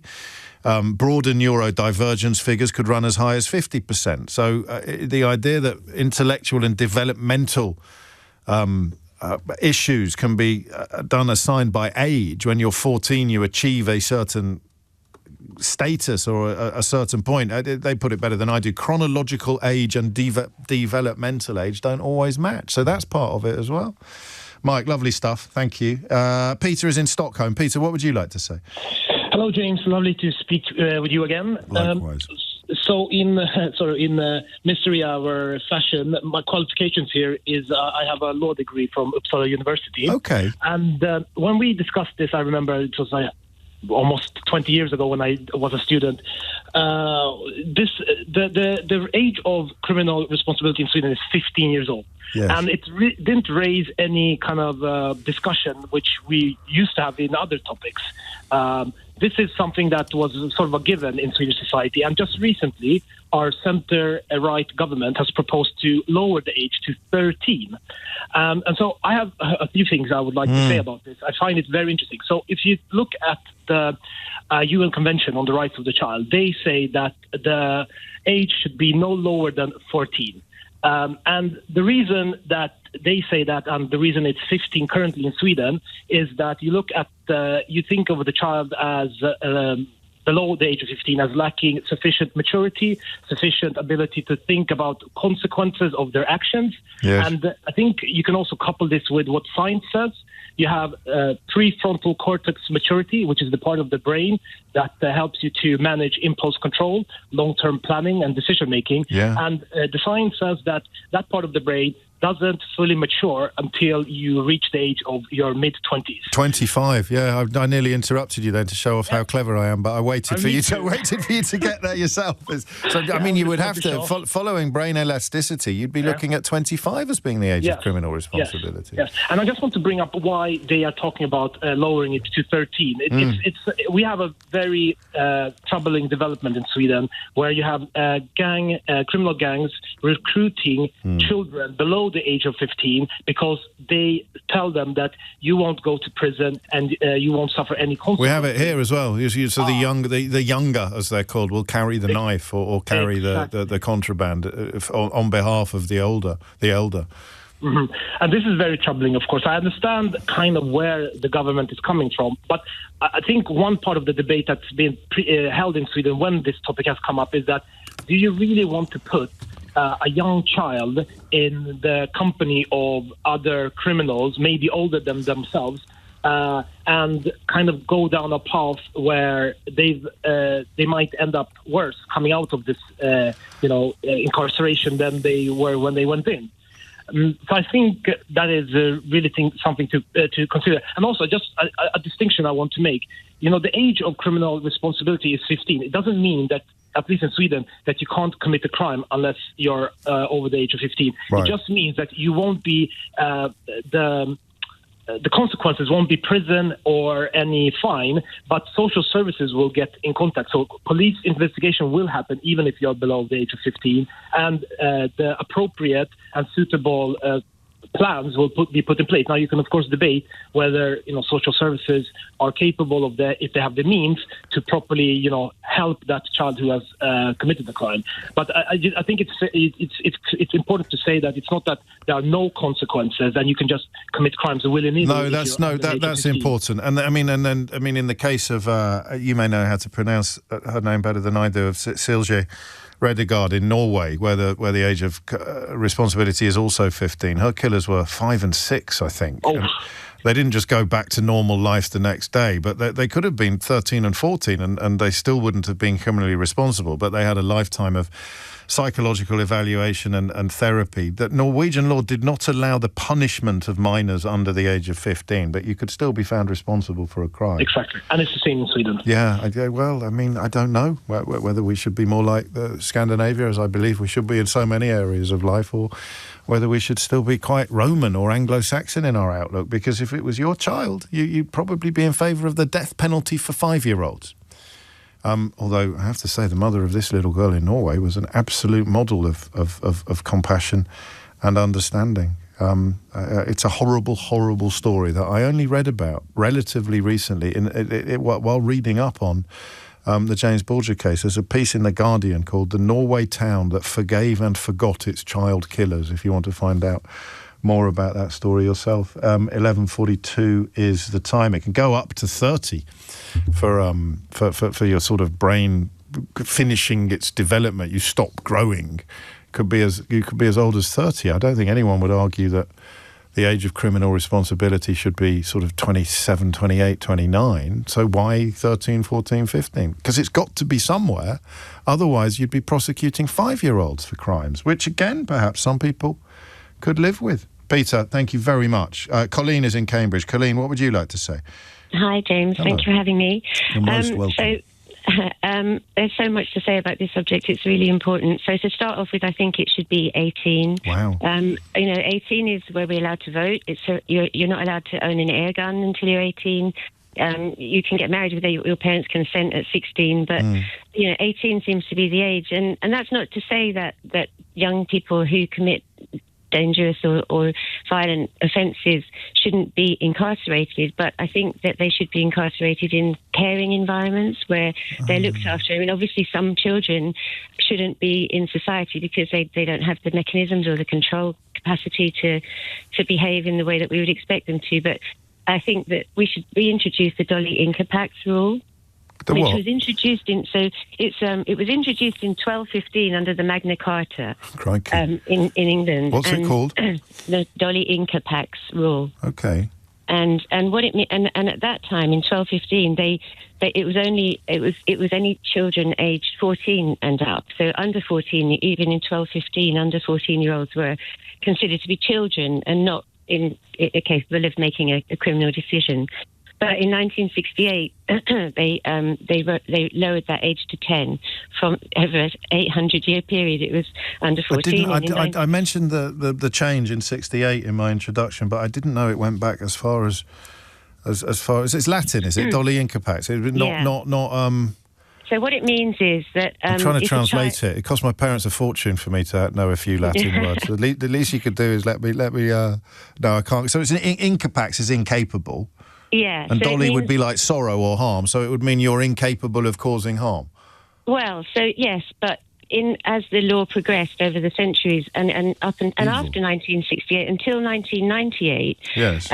Any child would be assessed under the Dolly Inca Pax rule. It was an individual assessment, so they would be taken to psychologists, probably on either side of the defence and prosecution, and it would be determined whether or not that individual child was aware of what they had done. And if they were deemed aware, then they would be prosecuted, and if they weren't, then they would be taken into care and social services and all the other kind of mechanisms. Do we know why it was changed? What happened in 1968? Do we know? I'm not sure about 1968, but what happened in 1998 was it was removed because of the James Bulger murder. And those two boys were deemed, it was because it was such a sensational story and the world hated those two boys that they removed the Dolly Inca Pax rule so that they didn't have to assess them individually, because it might have been found that the abuse they suffered as children might have contributed to their behaviour on that day when they stole that child. 98, a political decision to... Yeah, absolutely. What's your interest in... You don't sound like that you've just stumbled into this subject as a consequence of today's programme, Colleen. Well, I used to be a criminologist. I retired last year, and for years I kind of was interested in this subject. I wrote with a colleague something called "When is a Child Not a Child?" WACNAC, we called it, and looked at other countries as well. So you had your guest from Sweden talking about Finland, and 18 would be the age. And if by the age of 18, I'm not averse to the idea of kind of child life sentence. That maybe at the age of 18 they might be deemed absolutely irredeemable, and maybe they need a bit longer in prison or somewhere else. But as your last caller said, that I spent some time in Hunter Combe Young Offenders Institute years and years ago interviewing boys. And that was in 1999, a long time ago. But they were magnificent boys. They really, really were. And they were all so interesting. And they all said this was the terror, coming to prison the first time. Right. And now it's happened. I'm the king of the castle. I can do. And they were learning new tricks, just like your last caller said. So the thing I was frightened of has happened, and I'm still here. So I ain't changing my ways anytime soon. Absolutely, yeah. And of course, recidivism rates would support that idea. Would it be very rude of me to ask what the short answer is to the question of when is a child not a child, or would you simply tell me to go and read your book? Oh, it's not a book, but I think it's 18. I think it's 18 is when we've deemed, that might change over the years, but at the moment 18. I know that. But it's like I didn't mean the number. I meant the sort of question of consciousness, or that idea of. It was interesting, wasn't it? The lad who rang in insisting that he deserved the full force of the law when he was 12 because he knew exactly what he was doing. But then I simply asked him, "Did you understand how upset the person whose bike you stole would have been?" And he said, "No, I didn't." So at 18, for example, you would have a clearer idea of the consequences and the impacts, and you've probably developed a bit more empathy if you're capable of empathy, and that just because it's a helpful age in many ways, but it is way older than most people listening to this would be comfortable with. Yeah, but I think that short, sharp shock treatment doesn't work. It might work for one or two people, but in the long run, I think care and helpful, caring environments might be a bit more useful. And those two Bulger boys, if I'm talking to you one day, not on the radio, there's a really interesting story about those two boys and how they came about doing what they did. I've heard some elements of it. We were never, ever told that story. No, I've heard some elements of that, and I think you're right. I think they were caught up in a I'm not suggesting that it's easy to muster up sympathy for them, but they were caught up in an extraordinary media political moment where no interest whatsoever was shown in explanation. And you know how often on this programme we talk about the importance of explanation without excuse, to explain something without excusing it. But it was never going to happen. Such was the heat of the moment, understandably, but not necessarily inevitably, because then you go back to the Norwegian example. I just wondered whether Mary Bell was something to do with the 68 thing, whether Mary Bell, who was the sort of, although it's oddly in her case, it's the name of the killer that has been remembered through the ages. And I know people know the names of Jamie Bulger's killers, but we can have a conversation without saying them. So that's a social change, that's a social shift. But I think the timing's probably might explain. So the 89 one would have been prompted by the 98 one would have been prompted by the Bulger case, and the 68 probably by the Mary Bell case. Oh, it's 11:49. James O'Brien on LBC. Some of these conversations always return to to similar territory, as Emma points out. It's rehabilitation versus retribution, and it's not binary. Some systems, as we've heard in Scandinavia, perhaps it's going to be 100% rehabilitation, and in other systems it's close to 100% retribution. The correct way forward, nobody can say for certain, but when you're talking about children, you probably want to lean a lot more towards rehabilitation than you do retribution, until you come up against a really hideous example of children doing hideous things, in which case the temptation to throw rehabilitation out the window and go all in on retribution can be close to irresistible. But other countries manage. Why can't we? And what should that age be? Because it's all very well me saying when children do terrible things, how do you define child? And in many ways, Colleen was right, albeit that 18 may stick in your craw as being far too old, or at least 17 is far too old to be not held criminally accountable. What word would you use? Technically, legally, a child? Not when it comes to criminal responsibility. At the moment, it's 10. Could be as high as 14 under plans being considered by the government. So where would you put it and why? Joe's in Colchester. Joe, what would you like to say? Hi, James. Hello. It's difficult to follow those last couple of callers, really, and the points that you've just made really do echo what I want to say. It's less about what age, and it is more about how we deal with the crime in terms of, like you say, rehabilitation versus retribution, because we need to go in a direction where we are treating treating crimes as something we need to rehabilitate. We need to focus far more heavily on that. When it comes to responsibility, it's not as simple as a number. It's going to be to do with mental capacity and the background and upbringing that people have had, the lessons that they've learnt in life. I mean, when you put it like that, it is actually obvious, isn't it? In some ways, but you know, and I know that if a child was killed by a child tomorrow, the newspapers, some newspapers, would be portraying that killer, that child, as the devil incarnate, and anybody coming forward as you do, or as Colleen does, or as some of my other callers do, with evidence-based, compassionate arguments for rehabilitation versus retribution, would be on the front page of the Daily Mail, being accused of being an enemy of the people, or of being a defender. So, it would take enormous political courage to do what I suspect many people know would be right, but they're frightened of doing it because there's so much that's wrong with this country. They're frightened of getting attacked by psychopaths on Fleet Street. 100%. Yeah, I couldn't agree more. I mean, that's because it's here already. Daily Mail today. Good news for little terrors. Child tearaways could be handed a licence to wreak havoc. So automatically they're demonising children that currently don't even exist as a reason to resist even the question of thinking about it. The problem, Joe, is that you'd need a big system in place to individually assess everybody, wouldn't you? Yeah, but I think that's already happening. People are, when you commit a crime, people's mental capacity, people's understanding of how aware they were of the retribution of the repercussions of their actions were already being assessed and already being used in court.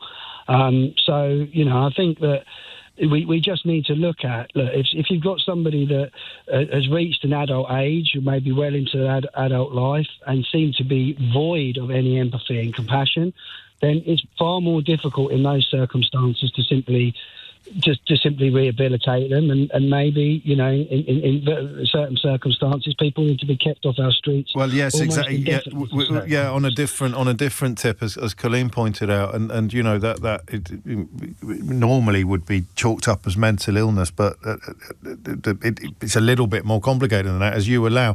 What's your interest in the site? You just like me, an interested observer, or have you had personal investment in any of these issues, mate? No, just as an interested observer. Yeah. I mean, there's a great one. I've always been interested in the way we deal with crime and punishment versus Scandinavian countries and how they deal with it, and war on crime and simply handing out harsher sentences all the time is something we've always been drawn towards, and politicians are, because of the feeling of anger that is created by hearing about a crime, especially a serious crime where children are affected, yes, or vulnerable people are affected.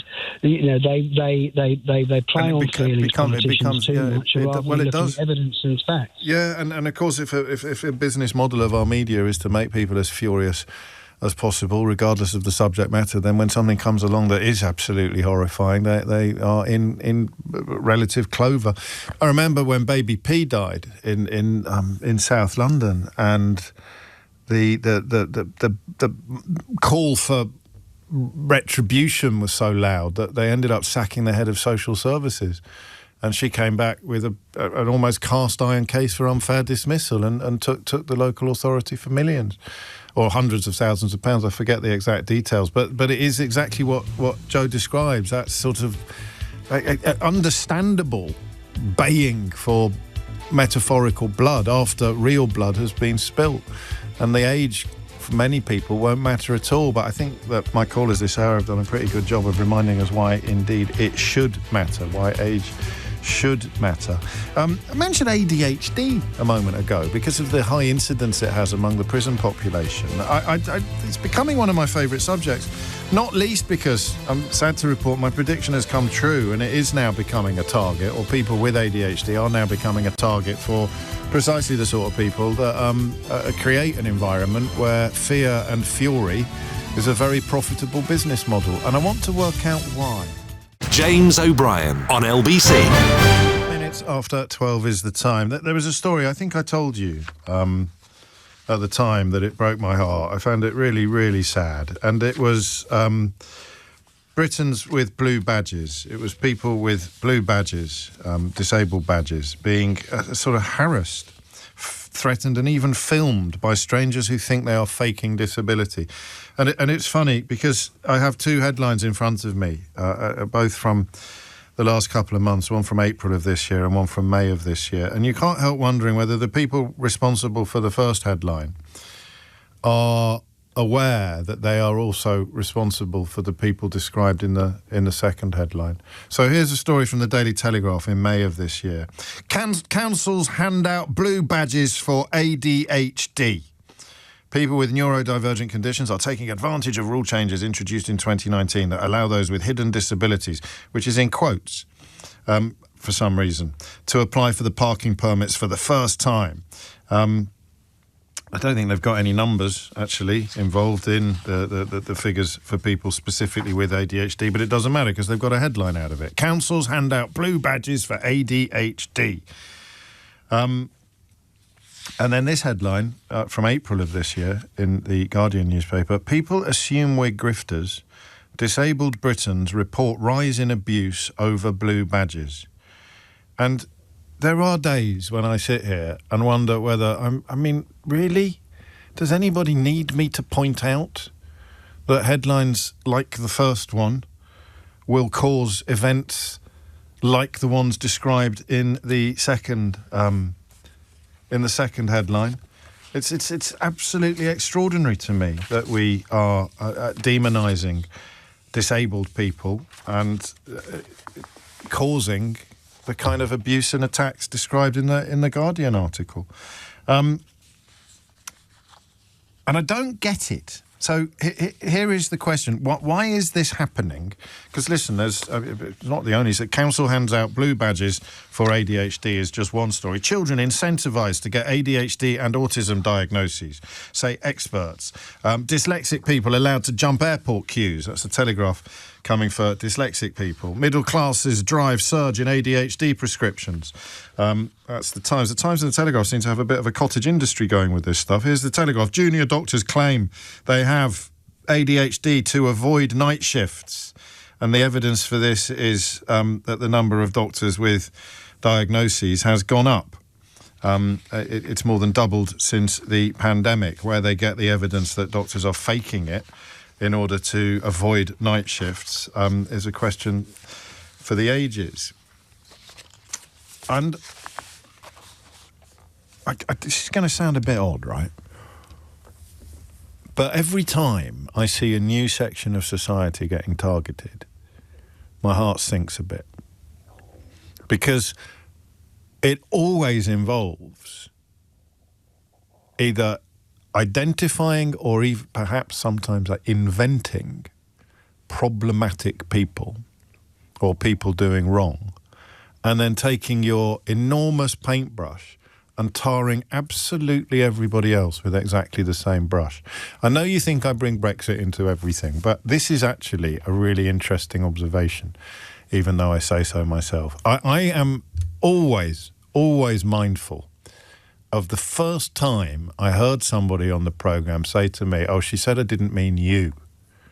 And we were talking about Brexit and the obvious racism that delivered it, and the number of people who voted to leave the European Union because they wanted to get rid of all the Polish nurses and the Romanian lorry drivers and the French vets and Spanish builders or whatever it was. All of them. They just didn't like the foreigners being here because they had been told by the Daily Mail and others, Daily Mail in human form, they had been told that these people were a threat. And you could find always someone who was a threat, just as you can find an asylum seeker who is a rapist.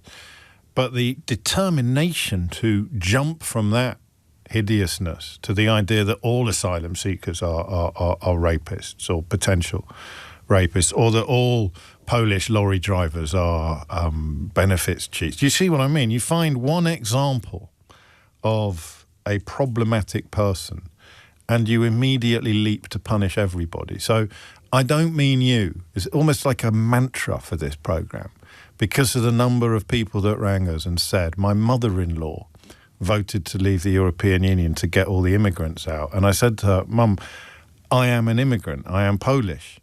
And she said, oh, I don't mean you. Oh, I don't mean you.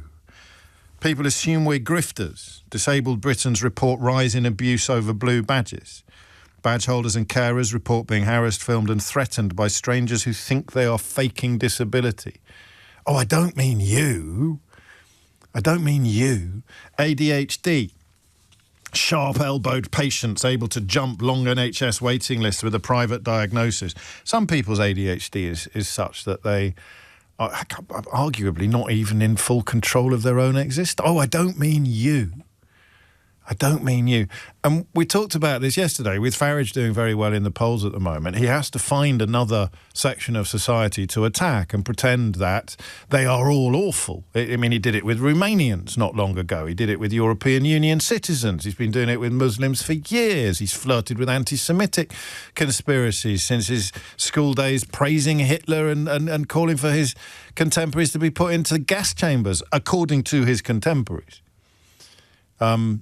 Actually, we've got another story about it. You're never going to believe it, but his latest account of how he paid for one of the many houses that he's bought, since being given £5 million by a Thai-based billionaire, appears to be falling apart already. We may have time to get onto that a little later in the programme. But people like that, and people like the editor of the Daily Mail or the Daily Telegraph, or the Times these days, sadly, because they're at it, they're up to their ears in this stuff as well. They're just constantly looking for a section of society. Say, oh, look at you. Yeah, you don't deserve it. Yeah. So come here, get the mob behind you, point at someone. Let's attack them now. I first started in this job, it was single mothers. Society's changed quite a lot. You'll still find some dinosaur who thinks they've got the right to leap to all manner of conclusions about a shared parenting scenario or a single mother doing a brilliant job of raising their child. It used to happen a lot. But now, of course, marriage is in decline. More and more couples split up. The incidence of single parenthood increases, just becomes slightly destigmatized, so they move on to someone else. They look for someone else. Who's it going to be? And I have found some of the phone-ins that we've had about ADHD to be incredibly moving.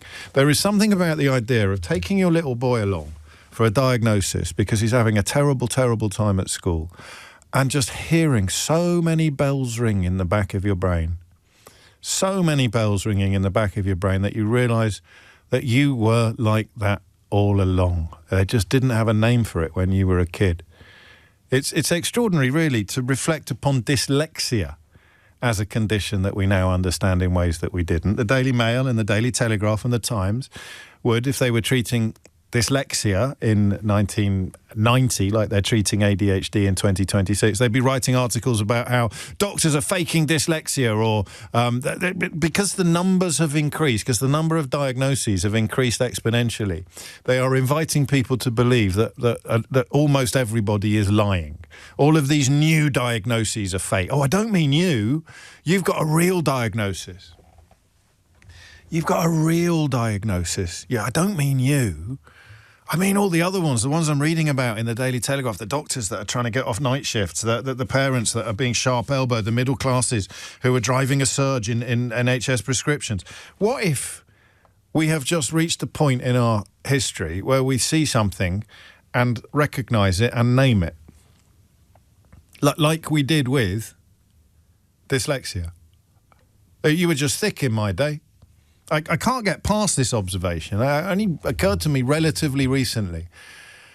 But you remember the lads at school. I went to an all-boys school, so forgive the casual sexism that you may have detected incorrectly in the last observation.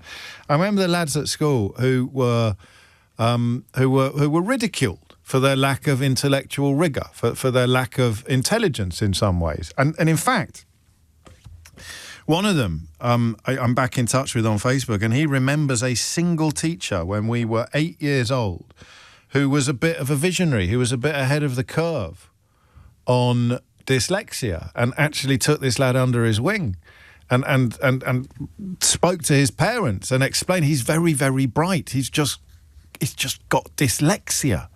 I mean, we'd heard the word before. And now, if you went back to that school, there'd be a significant percentage of boys who had, and girls actually, because it takes girls now, who had dyslexia. No one would say, oh, well, there's been a massive increase in the number of dyslexia diagnoses. Pull the other one. No one does that, right? No one does that. But we're doing it with ADHD and we're doing it with other neurodivergencies. Almost every day I see a story that effectively invites people to believe that they're being conned, that everybody else is on the make, is swinging the lead, is having a laugh.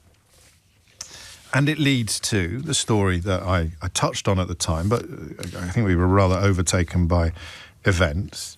It leads to disabled people who use blue badges to go about their daily lives being harassed, questioned and even assaulted as anti-benefits rhetoric becomes more mainstream in the UK.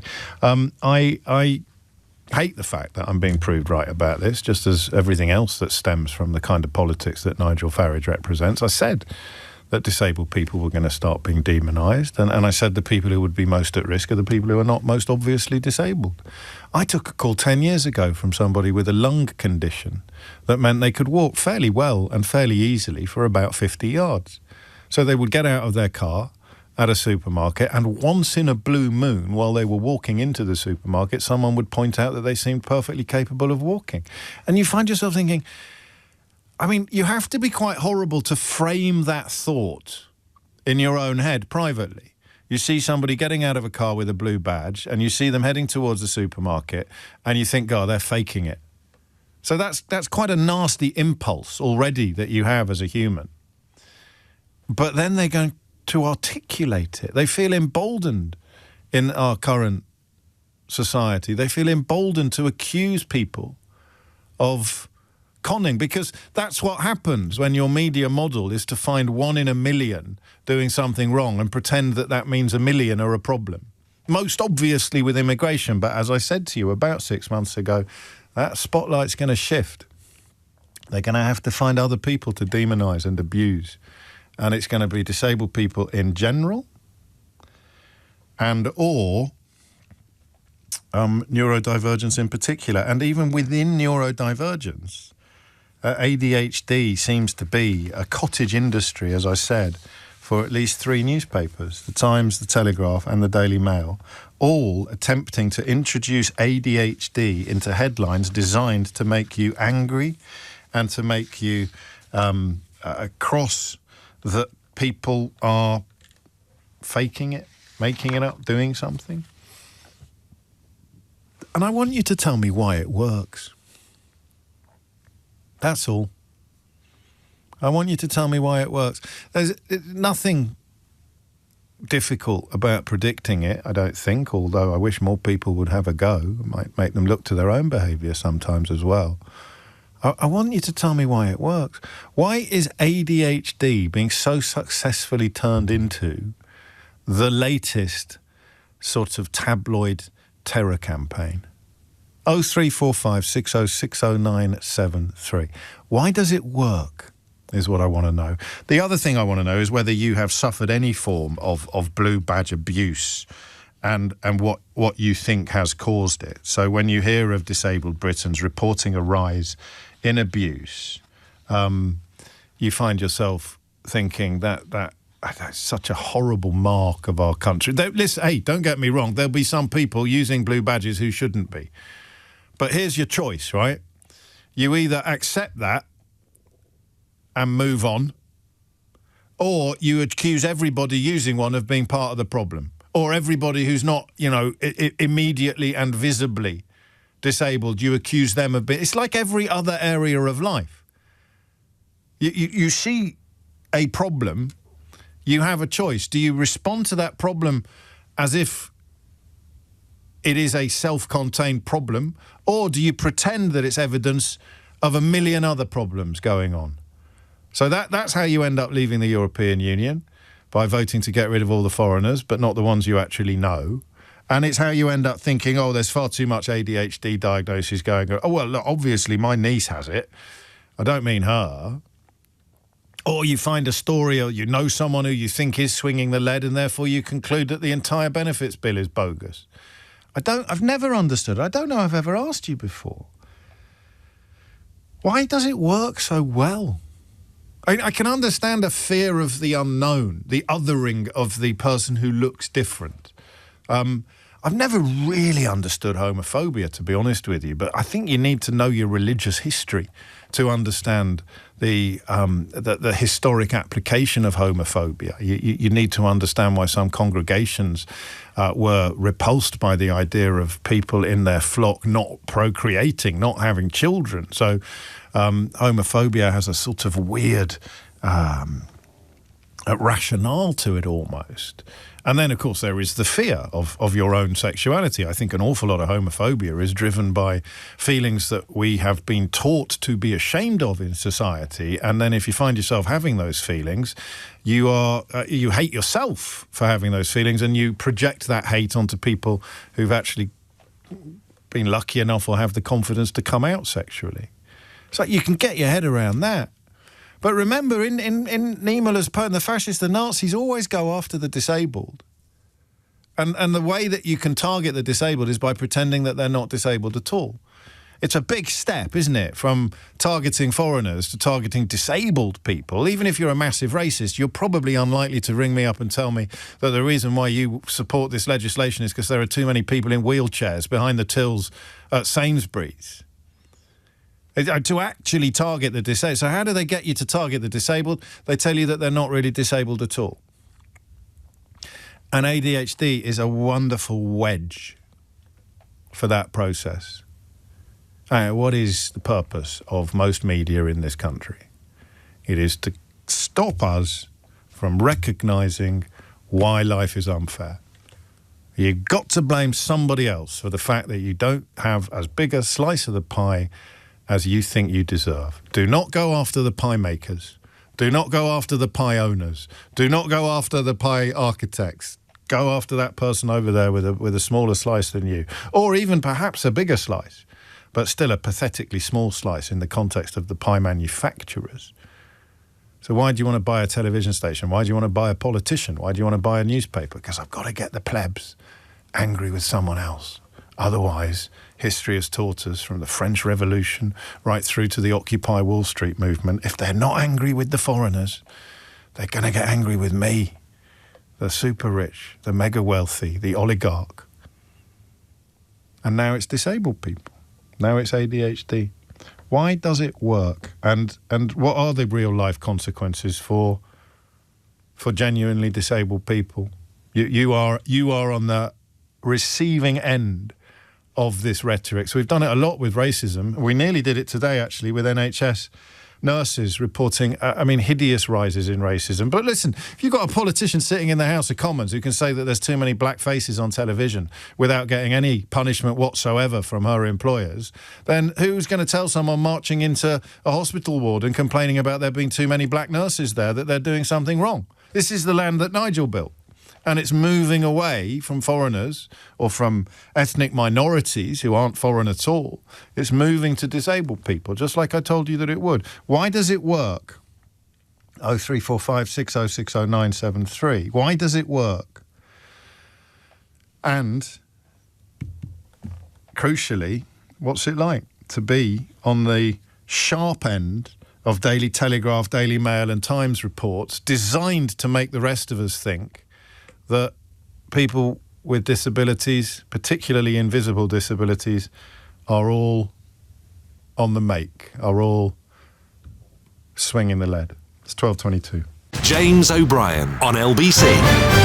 4 minutes after 12 is the time. I've got some breaking news for you, which, I know it will affect some people listening to this programme very deeply, and it is relevant to a subject, an issue, an event that we have done our very, very best to both cover properly and properly commemorate. But the Met Police has revealed it's preparing to hand over evidence on up to 57 individuals and 20 organisations suspected of criminal offences related to the Grenfell fire. Still gets me, that story. Including misconduct in public office. And these cases are expected to be with the CPS by the end of September, with charging decisions to be made by the 10th anniversary of the tragedy, which is, of course, the 14th of June next year. And the reason I find myself becoming uncharacteristically emotional is because of the number of people I've spoken to who didn't think this day would ever dawn. We await further detail. We await further knowledge of what this list of potential offences would include. I know that top of that list will be corporate manslaughter for many of the people that I've had the privilege of speaking to since that dreadful event of 2017. But there it is. More on this in a moment with Joe Draper. But 57 individuals and 20 organisations now suspected of criminal offences, which, as I say, is a day that many people bereaved by the events of that dreadful night didn't think would ever dawn. 25 after 12 is the time. Back to the demonisation of disability in general and ADHD in particular. Scott's in Westmoreland. Scott, what would you like to say? Yeah, hi, James. Thanks for letting me talk. I got diagnosed with ADHD in my early 40s, and it's the joke of people with ADHD are very good at hiding things and mask all the time. So people didn't see the struggle I was going through, so I've become very good at hiding the problematic parts of ADHD.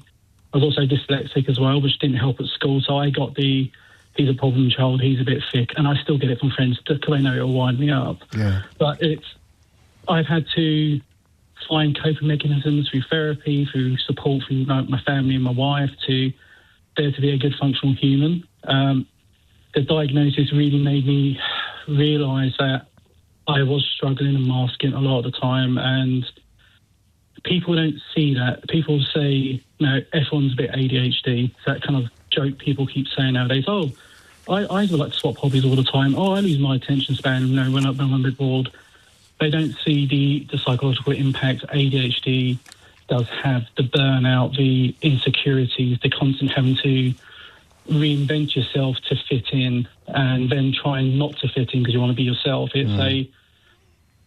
It's almost being an analog person in a digital world. You don't quite fit in, but you're having to try to be. And I think people see, like me, Scott, as at work and out with friends or with my family. They don't see the inside of it. And they also think, well, I've got problems too. Why am I not getting any special help? You've described your problems, and whether they're real or not, I mean, isn't the point. Let's say they're real. Why don't I get... So there's jealousy involved immediately when somebody is perceived as getting support for something that they don't understand.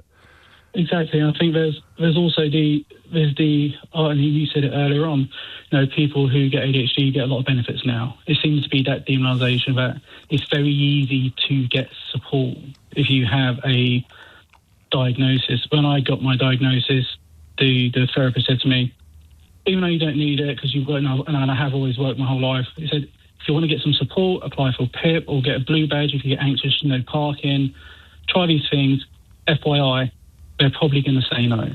And when I went through the process, the feedback I got, it was more of an interest of, okay, if I do need therapy, could I get help via PIP? If I do get anxious, get into a train station to get to work, with parking nearer help me out a little bit. I was technically disabled until I wanted something, until I wanted some support. So I mean, the things that the Times and the Telegraph and the Daily Mail are saying that people like you are hoovering up like it's going out of fashion are almost impossible to secure anyway. But the demonisation is already done. Exactly. And it's not going to be the person without the blue badge that's on the sharp end of this. You've got your crosses to bear, as you've described, but somebody who has managed to get a blue badge but is not immediately visibly disabled is going to be on the sharp end of whatever feelings it is these characters are whipping up. Exactly, and I feel there's just I guess lack of time in education where people realising that a disability doesn't mean someone's in a wheelchair. Kind of... You must not be able to walk to be able to get a blue badge. You must, you can't work. And where does it come from? It would never cross my mind. I mean, listen, anybody who's using a blue badge illegally is obviously a scumbag. Definitely. But I'd never have the mindset to accuse somebody else of being... Because, I mean, it's an extraordinary sense of entitlement, isn't it, to march up to somebody in a car park and accuse them of misrepresenting their disability, when, for all you know, they might only have one lung, they might only be able to walk 50 yards, or they might be crippled with agoraphobia or obsessive-compulsive disorder or really extreme ADHD. Where does it come from, that belief that they're... Because it's growing, it's very sort of modern Britain-y, that idea that I will film you or I will march up to you and accuse you of something. When did we become those people? I think it's always been there in one way, shape, form or another. I think it's more maybe with social media and with talking about this all the time. It gives someone a hook to get onto. And if you're an immigrant, that'll be something they can hook onto. If you say you've got disability, that's something they can hook onto. There seems to be I think you said it earlier on, if I haven't got it, why should you have it? Yeah, you're getting something. I'm unhappy with what I've got, and you're getting something I'm not getting. Therefore, I am unhappy with you. Maybe it is just that simple. Scott, thank you, and good luck, mate. A lot of people describing your description as very, very resonant, describing that's exactly what you've said is exactly what they have lived and continue to live.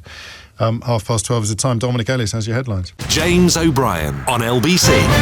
33 is the time. I nearly nicked this one, Michael, and passed it off as my own, but credit where credit is due. How long before honest Bob Jenrick films himself chasing blue badge holders round a car park, James?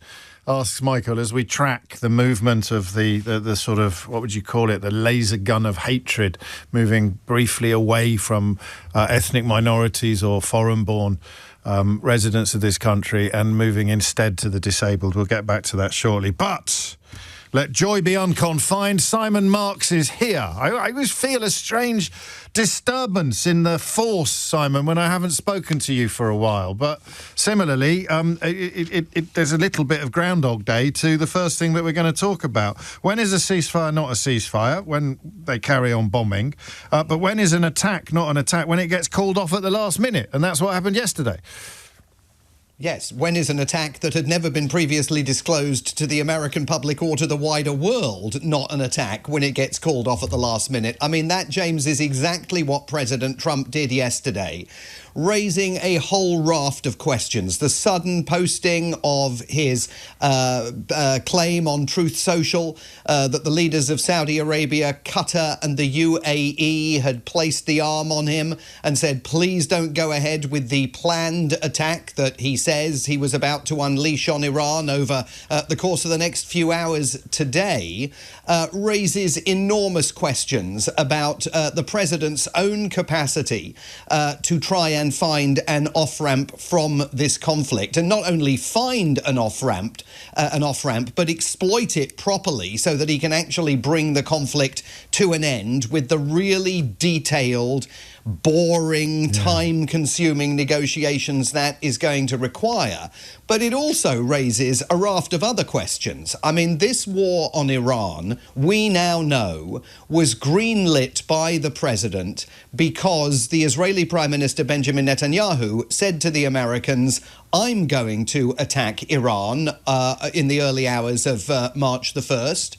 And whether you're with me or not, I'm going in. And the Americans then, and this is in the Secretary of State's telling, the Americans then said, well, they were going to go in with the Israelis because they were concerned that if the Israelis launched a strike on Iran on their own, reprisals for that set of airstrikes would inevitably target US military assets in the region, and they thought that if we're going to do this, we better do it properly. So they went in because it was Israeli Prime Minister Benjamin Netanyahu who was putting the arm on President Trump. Now, multiple weeks later, it's the Saudis, the Qataris and the Emiratis who are putting the arm on President Trump and saying, no, still your military. Do not send them in again. We think the negotiation track is showing signs of progress. He remains itching in the traps to unleash the military. He said in that Truth Social posting, he's told the man he calls the Secretary of War, Pete Hegseth, to be locked and loaded and ready to go in if the negotiations once again fall apart. But, you know, in any other era, with any other American president, questions would be being asked about who is actually the commander-in-chief here? Is it Benjamin Netanyahu? Is it Crown Prince Mohammed bin Salman? Is it the leaders of the United Arab Emirates and Qatar? Who is in charge here? And what is the outlook for a conflict that by the day is becoming increasingly unpopular with the American public? 64% of the public now, in the New York Times Siena College poll that was published yesterday, disapprove of President Trump's decision to go to war. Never mind disapprove of the actual carrying out of this. They disapprove of his initial decision to go to war. And that's a staggering number. Indeed it is. Forgive me, should we be speaking quite so confidently about this actually being true? That it is the leaders of Qatar? No. Right, because he could have just been making... Because he's sitting there desperately trying to save face, and this is what he's come up with today. I mean, that could be the case. Well, it's a classic... Yeah, it's a classic Tucko move, right? It's a classic Trump always chickens out move, although given that he hadn't announced that he was planning to launch the attack, I mean... He'd intimated that, you know, that they were going to go in hotter and heavier than ever before against the Iranians, but he hadn't set a specific time limit for it. So certainly odd that suddenly we were reading tomorrow night's planned attack. I mean, who knew there was an attack tomorrow night planned, unless, of course, there's a WhatsApp group somewhere and a journalist here in Washington, you know, buried in the corner of it, observing communications between administration officials, which we also should not rule out on the basis of past form. But what that Truth Social posting demonstrated is that he's not the master of his own destiny, which is an extraordinary thing to concede, but also that he is definitely still desperate to bring this to an end, but flailing around in his efforts to try and do so. On that point about not knowing what's true and what isn't true, the media in the States has reported US intelligence leaks that Iran has got or maintained about 70% of its missiles, 75% of its rocket launchers.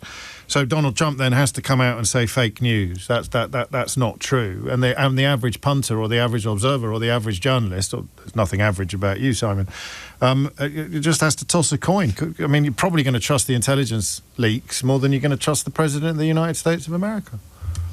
Well, you almost don't even have to toss a coin, because a couple of weeks before, 3 weeks, I think, before those reports were published here, we learnt that in classified briefings on Capitol Hill, senior figures from the Department of Defense had told lawmakers that Iran still had at its disposal thousands of ballistic missiles and drones capable of posing a significant threat to the US and allied militaries, partner militaries in the region. And those leaks, it is presumed, came from lawmakers on Capitol Hill who had actually heard the classified briefings and wanted to make it clear that the story that was being told by the administration behind closed doors on Capitol Hill was totally at odds with the claims that have been made relentlessly by President Trump and Pete Hegseth about the Iranian military being obliterated. They've got no more missile launchers left.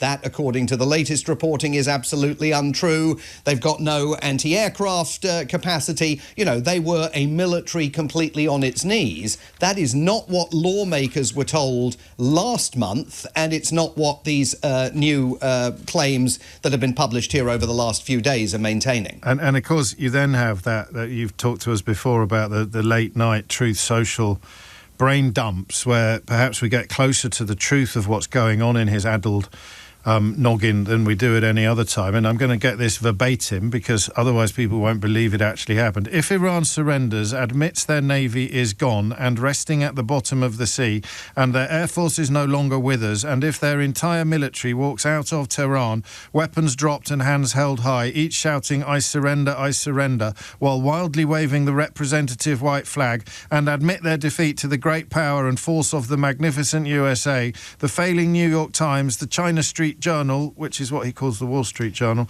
corrupt and now irrelevant CNN, and all other members of the fake news media will headline that Iran had a masterful and brilliant victory over the United States of America. It wasn't even close. We've speculated plenty on his mental state, and we don't need to speculate again, but that was actually written in public by the President of the United States of America. Which brings us to, again, the tension between the sort of unhinged, deranged spoutings and then the hideously corrupt, probably, actions, because we're now looking at an almost $2 billion fund being set up, quite possibly, to reward people who committed crimes on January the 6th, 2021. Yeah, I want to make one tiny point about the press, because I think it's important. Yes, of course. It goes beyond what he did on Truth Social. On Air Force One, on his way back from China, he directly accused David Sanger of the New York Times, the dean of the diplomatic foreign policy press corps in this city, a man with unparalleled experience of covering successive presidential administrations. He accused him of treason for daring to question how things were actually going in Iran. That's another staggering Rubicon crossed. On this fund, $1.776 billion, and that number is, of course, not coincidental, 1776. This is the 250th year of America's independence from the UK. I think a lot of British journalists have missed that, because they've all gone with the 1.8 billion headline, but that's why we pay you the big bucks, Simon. $1.776 billion being set aside to compensate, according to acting Attorney General Todd Blanche, man who's never been Senate approved to be Attorney General. It's going to be paid to victims of lawfare that were on the receiving end of what they claim were unfair investigations and prosecutions by the Biden administration. All of this, the way this played out is that, as we've discussed before, Donald Trump launched a ludicrous $10 billion lawsuit against the IRS for leaking, he claimed, his tax records to the media. The judge in the case was about to throw it out, was saying to President Trump, you can't sue the government that you are leading for $10 billion because that's double dealing. And, you know, the idea that the arm is being placed on the Department of Justice to settle a lawsuit from which you, the President of the United States, would personally gain is ludicrous. I'm going to chuck this out. So knowing that this case was going to be dismissed, or at least assuming that it was, what the president decided to do was to say, right, if I'm not going to get any money, I'm going to make sure that all my mates do. So he's ordered the creation of this fund, which will face legal challenges, which the Department of Justice says the Trump family will not personally benefit from it. They're simply going to receive an apology from the IRS. But the idea is that all of those guys that were jailed for leading a violent, deadly insurrection on Capitol Hill on President Trump's behalf on January the 6th, 2021, they may all be in line for payouts from this. All sorts of individuals who claim they were the victims of lawfare, whatever that is, are in line to be paid out from this. And this is an opportunity that the president is seizing to take public money, funnel it to his supporters, many of them prominent political backers of his, and to do that $1.776 billion at a time when Americans going to petrol station forecourts all over the country today are struggling to keep their cars, their trucks and farm vehicles filled with fuel because of the soaring prices at the pumps directly resulting from his war on Iran. On we go. Very briefly, if you would, Simon. Paul's been in touch. He goes, ask Simon about Thomas Massie. It's a huge night tonight in Kentucky. We don't often dwell on Republican Party primary elections in Kentucky, but Congressman Thomas Massie of Kentucky, a persistent thorn in Donald Trump's side, considered a traitor, could, by tomorrow morning, have essentially been deselected by Republicans in Kentucky on the orders of President Donald Trump. This is a fresh test of Donald Trump's grip over the Republican Party. Last weekend, Senator Bill Cassidy of Louisiana became the first sitting senator of either party to be defenestrated by his own party, and that was on Donald Trump's orders. So huge juice being exercised by Donald Trump over the weekend in getting rid of Bill Cassidy. Now he wants to see Kentucky Republicans doing exactly the same with Thomas Massie, a man who is relentlessly focused, to the great irritation of the White House, on getting to the bottom of the Jeffrey Epstein affair. Indeedy, which everybody on Trump's side was deeply focused on not long ago, but we are where we are. Simon Marks, brilliant stuff, as always. 12:47 is the time. Breaking news in Britain that I shared with you a moment ago with regards to possible criminal charges arising from the Grenfell Tower tragedy. I will have more on that for you with Joe Draper after this. James O'Brien on LBC. It's 10 to 1, and our friends at Grenfell United have issued a statement in response to that update from the Metropolitan Police that I shared with you a moment ago, and about which we will discover more shortly. And just in case you're not fully across the story or the development or the aftermath, because it has not necessarily received the sort of coverage you might expect. The reason why... Well, I'll read you one paragraph from their statement. If I have time, I'll read it all before the end of the programme. For our community, this is not news we meet with celebration. We meet it with caution, grief and determination. We have waited almost a decade for accountability. No family should have to wait over 10 years for justice for their loved ones, if it comes at all. So while for people hoping to see justice, today is a good news day, as that statement makes crystal clear, it is far too premature to be talking about vindication or even celebration. Joseph Draper is outside New Scotland Yard where this announcement has been made. What have we learned and who did we learn it from? Well, James, you're absolutely right. I think a bittersweet moment given those delays to this investigation, the delays to getting to this point. But today, the Metropolitan Police really describing the most significant moments in their almost 9-year investigation now into the causes of that dreadful fire at an apartment block. Of course, killed 72 people, left 70 people injured. The Metropolitan Police today finally giving a date, really, by which charging decisions will be made. They say they are ready to hand over an evidence file to the CPS. They'll hand that over by the end of September this year, with the CPS committing really to making charging decisions by the 10th anniversary of the tragedy. So that would be June 14th, 2027, so next year. So could be up to 12 months still before we see any movement on this, but nevertheless, this is the first time they've really committed to a date for charging decisions. So a significant moment. The police, they say, are looking into 57 individuals, 20 organisations suspected of a range of criminal offences. Those numbers may still change, but these potential offences are incredibly serious. They include corporate manslaughter, gross negligence manslaughter, fraud, perverting the course of justice, and also, interestingly, misconduct in public office as well. So incredibly serious charges. But of course, as you've been saying, James, this is not the first time we've had updates on this investigation. It's not the first time the Metropolitan Police has told us to expect charging decisions by certain dates. Previously, I think they've said 2021. Then it was the end of 2026. Now we know it won't come until potentially next year. That, of course, has had a huge impact, as we've been hearing, on the families of the bereaved, having to deal with those delays.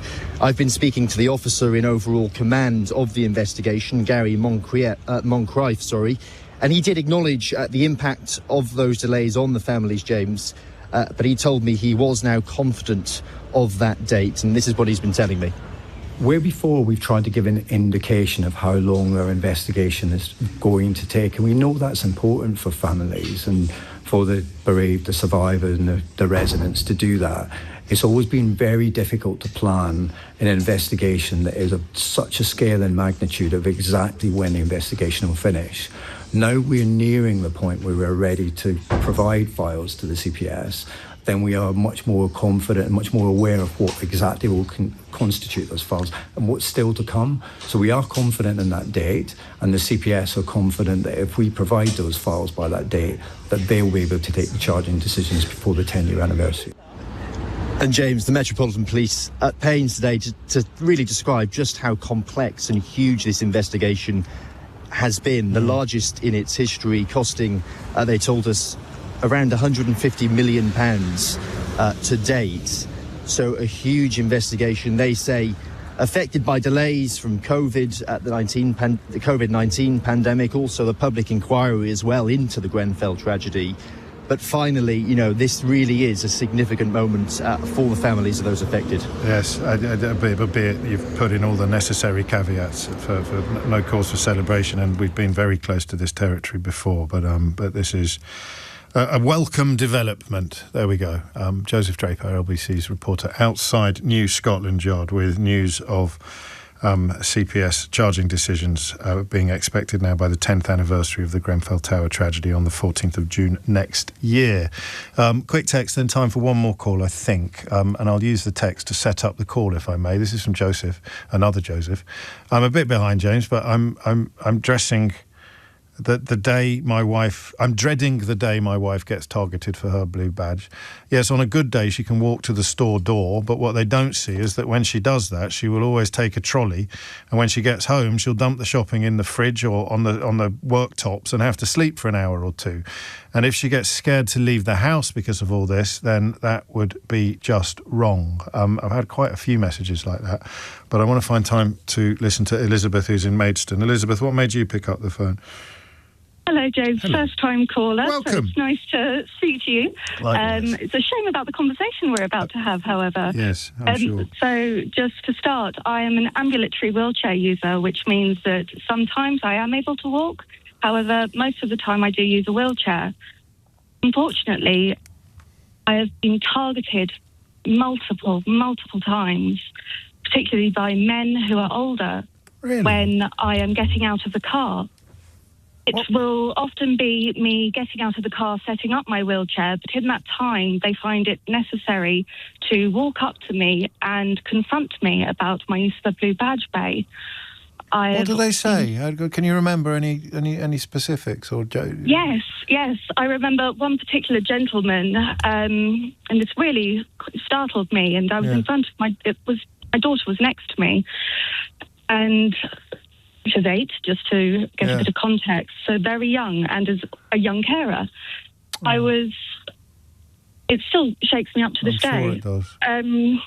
So he tried to convince me that I didn't need to use a blue badge bay and that I looked able enough to get out of the car. However, when I explained that I was actually setting up my wheelchair, he looked very sheepish and turned away and shouted across the road at me that I was still undeserving. On a similar frame, I've had letters on my windshield, quite expletive and swearing at me. Quite frankly, it makes me scared to go outside if I'm not with a carer or with my husband. Of course it does. I'm so sorry that you're going through this. Is it an accelerating issue, do you think, or is it just a steady hum of hatred that you've encountered over the years? It's always been there. Yeah. It's always been subtle. But at the moment, it's been the most extreme I've ever seen it. Well, people are almost being encouraged to do it, I think, by some of the stories that we've discussed and talked about. I mean, you may not want to expend the emotional energy on this question, and I wouldn't blame you if you didn't, but what do you think possesses a person like that to come up to you in that fashion? Well, I mean, it's behaviour that for so many of us is utterly unthinkable. What is going on in the minds of the people who do it, do you think? Quite often it's gendered, from my personal experience. As a woman in her 30s who I've been told if it weren't for the wheelchair, you'd look normal. By a teacher when I was a teenager. A male teacher? A male teacher, yes. There's a sense of entitlement of everyone deserves to park here, and so why do you You're getting something they're not allowed, and they don't like it. And then you're right, probably with some sort of misogyny thrown into the mix as well in your case, but not in the case of men having similar experience. I'm so sorry. What a horrible story. And there it is. I mean, the absolute proof of the pudding, if you like, that when you run stories about blue badges in an irresponsible way, because as with every other area of life, there will indeed be fraud, then you paint targets on the backs of people like Elizabeth. But you crack on, Daily Mail, Times, Telegraph. I'm sure your mothers are proud. If you made or missed even any of today's show, you can listen back on our free Global Player app or the LBC app, where you can also stay up to date with all the latest news, videos and opinions. You can listen to a range of podcasts, including James O'Brien Daily, the best bits from this show every day. So do download the official LBC app for free from your app store now. Coming up at 4 on LBC, it's Tom Swarbrick, but now it's Sheila Fogarty. James O'Brien on LBC.